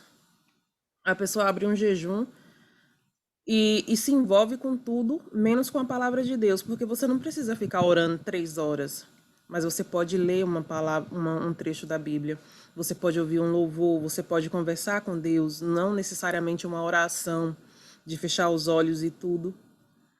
Mas a pessoa não quer ter esse trabalho. A pessoa está envolvida em conversa no WhatsApp, para lá e para cá. E o que agrada a Deus é você ser sincero, é você se humilhar para aquele que pode. Porque tudo que você faz com muita frequência, às vezes acaba caindo na rotina, vira uma coisa rotineira e perde a força. E tudo que a gente viu aqui é que Deus quer que a gente cuide das pessoas assim como Ele cuida da gente. Porque de tudo isso que eu tirei foi isso. Ele fala que a pessoa jejua, mas não para agradar Ele, para agradar a si mesmo. E entre o livro que eu comecei falando, acho que é nos Passos de Jesus mesmo, que tem umas maneiras de jejuar, e eu até pesquisei, não fui no livro, mas a pessoa jejua sem propósito, jejua só pelo simples fato de jejuar para dizer que jejuou. Ela não escolhe um dia, tá certo que não precisa escolher um dia, mas quando separa aquele dia ali, ela não entrega de verdade aquele dia para Deus, ela faz de qualquer jeito. E não adianta abrir um jejum para querer barganhar com Deus, porque não vai acontecer. A gente jejua, a gente aflige a nossa carne pedindo a Deus por nós, pelos outros, mas no final de tudo é para que a vontade de Deus seja feita. Porque se não for da vontade de Deus, ele vai tirar aquilo de dentro do nosso coração, assim como ele falou com Saul, como ele falou com Moisés e falou com Jeremias. E evitar, dentro disso que eu vi também na internet, os 5 questões, evitar distrações. Você tem que se conectar com Deus. Se você se propõe a fazer qualquer coisa para Ele, você vai fazer de qualquer jeito? Ele não vai aceitar, é igual a oferta. Se você vai lá entregar a oferta e você não está bem com seu irmão, ele vai rejeitar a sua oferta. Ontem eu estava conversando com uma pessoa, estava falando a respeito disso. Imagina a gente pegar, tá aqui se sacrificando, se sacrificar por nós, se sacrificar pelos outros. E depois chegar lá no outro dia, chegar lá no grande dia, e você levar uma portada na cara. Porque você fez tudo só para cumprir tabela, você fez coisas só para agradar o homem. Porque é muito fácil eu enxergar qualquer pessoa aqui, em qualquer passagem. Mas eu tenho que enxergar Maiana. Quando eu ver isso aqui, eu tenho que ver Maiana nessas situações aí. Eu tenho que examinar a minha vida. Porque todo mundo sabe como é que a pessoa, como é que você mesmo tá. E o difícil é dar a mão à palmatória. Você reconhecer os seus erros, até mesmo para o próprio Deus. Quando Fernanda falou aí da questão de ficar com raiva, eu passei por isso hoje. Eu até comentei com Dona Cida. E teve uma hora que eu já nem sentindo, nem sabia mais por que foi a raiva. Eu voltei lá no meu arquivo e voltei porque eu não queria. Voltei. Eu não sou hipócrita de dizer que não, eu voltei. Eu já estava passando raiva, eu já estava, ó. Eu falei, não, vem cá que ainda não passou minha raiva não e eu quero... Até de noite eu ainda tenho um tempinho. Eu não queria resposta, eu não queria solução. Eu queria gritar, eu queria... Sendo que eu também não gritei, né? Que se eu der um grito aqui, eu acho que vai vir todo mundo da rua doido. Mas eu peguei a minha caixinha, já que eu não fui para a igreja, eu peguei o meu depósito e falei para Deus, para tirar o que tivesse que tirar daquele depósito e acrescentar o que faltava. E passou. Então, o problema da gente está uma oração de distância. É uma oração de distância. E também eu abri o jejum, né? Que eu tinha que abrir e fiquei protelando, porque eu estava com raiva e eu sabia que não ia agradar a Deus. E funciona, mas as pessoas às vezes você não precisa nem abrir a boca para orar. Às vezes você ora no pensamento. E nem esse trabalho a pessoa quer se dar às vezes. Beleza, concordo plenamente. Que foi mais ou menos também o que a Fernanda falou, né? Se no momento da ira você respirar e pelo menos orar e entregar a Deus a situação, com certeza vai ter uma resposta favorável. Ah, meu pai, Fernanda surda. Tá parecendo a véia surda mesmo. Pessoal, Isaías 6, só para a gente encerrar, fazer a oração. Isaías 6, versículo 8. Depois disso, ouvi a voz do Senhor que dizia: a quem enviarei? E quem há de ir por nós? Disse eu: eis-me aqui, envia-me a mim. Então, o próprio Senhor, ele pergunta, né? Quem é que eu vou enviar? Né? Quem enviaremos? No caso, ele já fala no plural, provavelmente Pai, Filho e Espírito Santo, né? Então, quem enviaremos no nosso lugar? E aí Isaías responde: eu estou aqui, eis-me aqui. Então disse ele: vai e dize a este povo: ouvi, e não entendais. Vede, mas não percebais. Torna invisível o coração deste povo, endurece-lhes os ouvidos e fecha-lhe os olhos, para que não venha ele a ver com os olhos, ou a ouvir com os ouvidos, e a entender com o coração, e se converta e seja salvo. Quando Deus fala isso aqui, ele está fazendo um decreto de que esse tipo de gente, que ele está decretando que ele não quer que seja salvo, ele não quer. São pessoas que ele, não é que ele decrete que essa pessoa endureça o coração, é que essa pessoa já está com o coração endurecido. Então, como está lá no Novo Testamento, aquele que pratica a justiça, pratique mais. Aquele que pratica a impureza, a injustiça, a iniquidade, pratique ainda mais. É isso aqui que ele está falando. Então, você não quer se consertar? Então, tudo bem. Então, continue sendo surdo, continue sendo cego, continue sendo tolo, porque você não se converte, você não vai ser salvo. É um problema a menos para mim. Ele joga a responsabilidade para a própria pessoa. Isaías, compadecido, então disse eu, até quando, Senhor? E ele respondeu, até que sejam desoladas as cidades e fiquem sem habitantes. O que aconteceu com Jerusalém? As casas fiquem sem moradores e a terra seja de toda assolada. E isso ainda vai acontecer com o nosso mundo. O mundo. E o Senhor afaste dela os homens e no meio da terra seja grande o desamparo. Isso aqui ele está falando de Jerusalém, mas estamos para ver dias assim. O mundo não quer ouvir, o mundo hoje não quer atentar. Olha o que Deus decreta, que isso vai acontecer. Mas, se ainda ficar a 10ª parte dela, a 10ª parte da cidade, a 10ª parte desse povo, tornará a ser destruída. Como o terebinto, como o carvalho, dos quais depois são derribados, ainda fica o toco, assim a santa semente é o seu toco. Em outras palavras, se é necessário que essa geração seja exterminada, tudo bem, eu vou exterminar. Mas vai vir a semente santa, que ele está falando claramente do Senhor Jesus, e junto com a semente, nós, que somos aquelas que somos fruto do Senhor Jesus. A gente não vai lá semear nossas sementes e a gente quer conquistar os nossos frutos, as almas que a gente quer levar para o celeiro de Deus, né? Beleza, a gente quer fazer isso. Nós somos hoje fruto do Senhor Jesus. Há uma promessa, mas a gente tem que ficar alerta, a gente não pode dar esse mole que esse povo aqui estava dando. E para mim, tá? Tudo que vocês falaram aí foi pertinente, perfeito, mas para mim, o que ele bate mais de frente aqui é a incredulidade desse povo, e que continua ainda sendo incrédulo. Vocês não creram no passado, vocês fizeram o que fizeram, se prostituíram, vocês pagaram o preço, vocês continuam sendo incrédulos, vocês estão vendo o que está acontecendo, vocês estão vendo que está sendo restaurada a cidade, vocês estão vendo que está sendo restaurado o templo, e vocês continuam duvidando. Né? Então Deus está dando uma bronca. Você quer saber? Eu vou deixar vocês de lado. E vai chegar um momento que eu não quero mais saber de vocês. Não vou querer saber de vocês. Quando eles têm esse desejo de voltar para servir o Deus que está no templo de Jerusalém, eles mostram que eles têm entendimento de que não tem outro Deus, não tem uma outra saída, mas, de fato, dentro do coração não tem uma mudança. Eles querem continuar práticas religiosas, mas eles não querem mudar dentro de si. E a gente, guarda isso para cada um de nós, né? Vamos guardar para cada um de nós. Não podemos ser desses.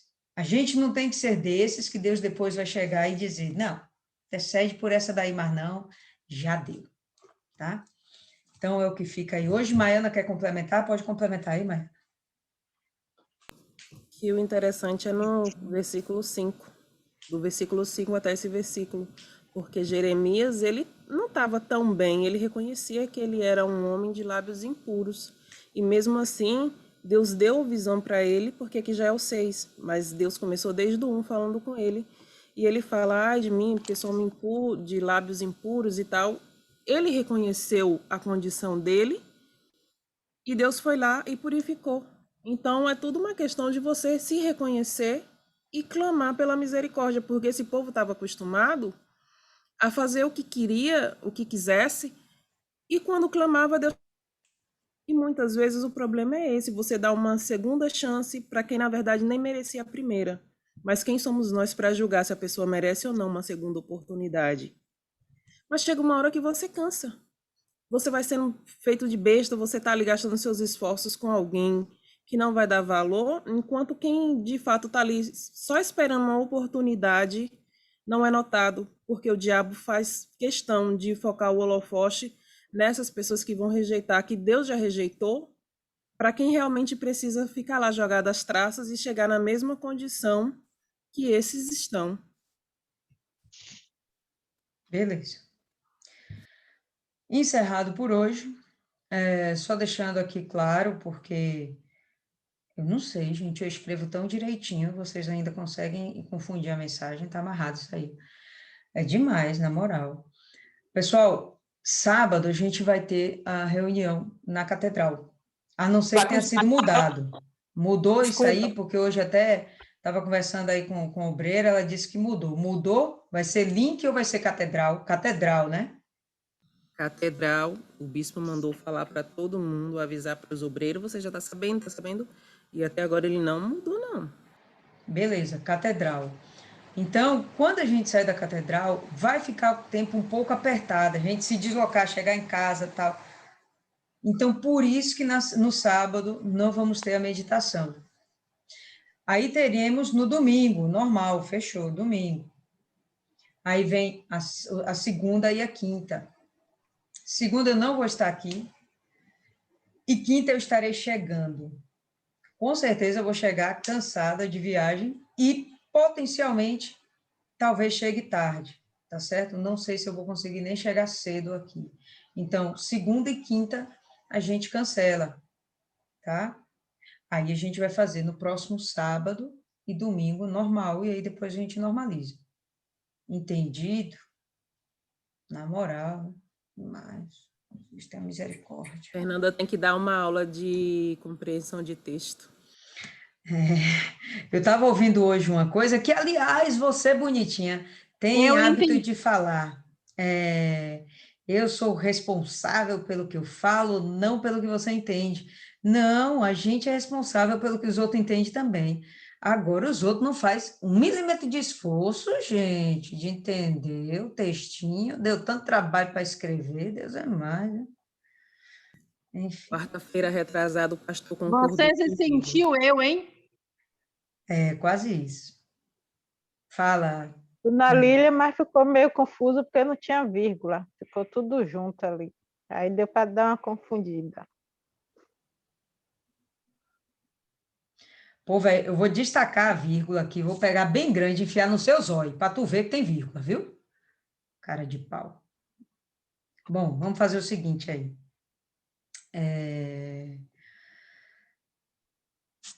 Isis ou Adriana, quem faz a oração hoje, não esqueçam que a gente está intercedendo pela Isis. Isis, pronto, vai, Isis, pode fazer a oração. Adriana, já orei. Orou que hora? A oração é meia-noite? Que conversa. Eu já orei meia-noite. Oxê, gente. Depois daqui que termina, a gente começa. Vá, pode fazer. Senhor, meu Deus, meu Pai, Criador do céu e da terra, para misericordioso, bondoso, Pai. Viemos aqui, Senhor, em sua santa e gloriosa presença. Em primeiro lugar, para te agradecer, obrigado, meu Deus, por ministrar essa reunião, por nos dar direção, por nos ensinar como devemos agir, como devemos seguir, Senhor. Obrigada pelas exortações, obrigada, Senhor, por não desistir de nós, por sempre estar nos cuidando, nos guardando. Obrigada, Senhor. Intercede pela nossa igreja, intercede pela vida de cada uma de nós. Abençoa, Senhor, as famílias, os nossos entes queridos, guarda a todos, Senhor, a todos que amamos. É isso, Senhor, que te pedimos e te agradecemos. Em nome do Pai, do Filho e do Espírito Santo. Amém.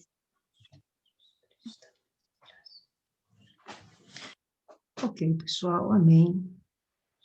Deus abençoe cada um de vocês, e aí a gente se encontra domingo, tá certo? Domingo. Boa noite.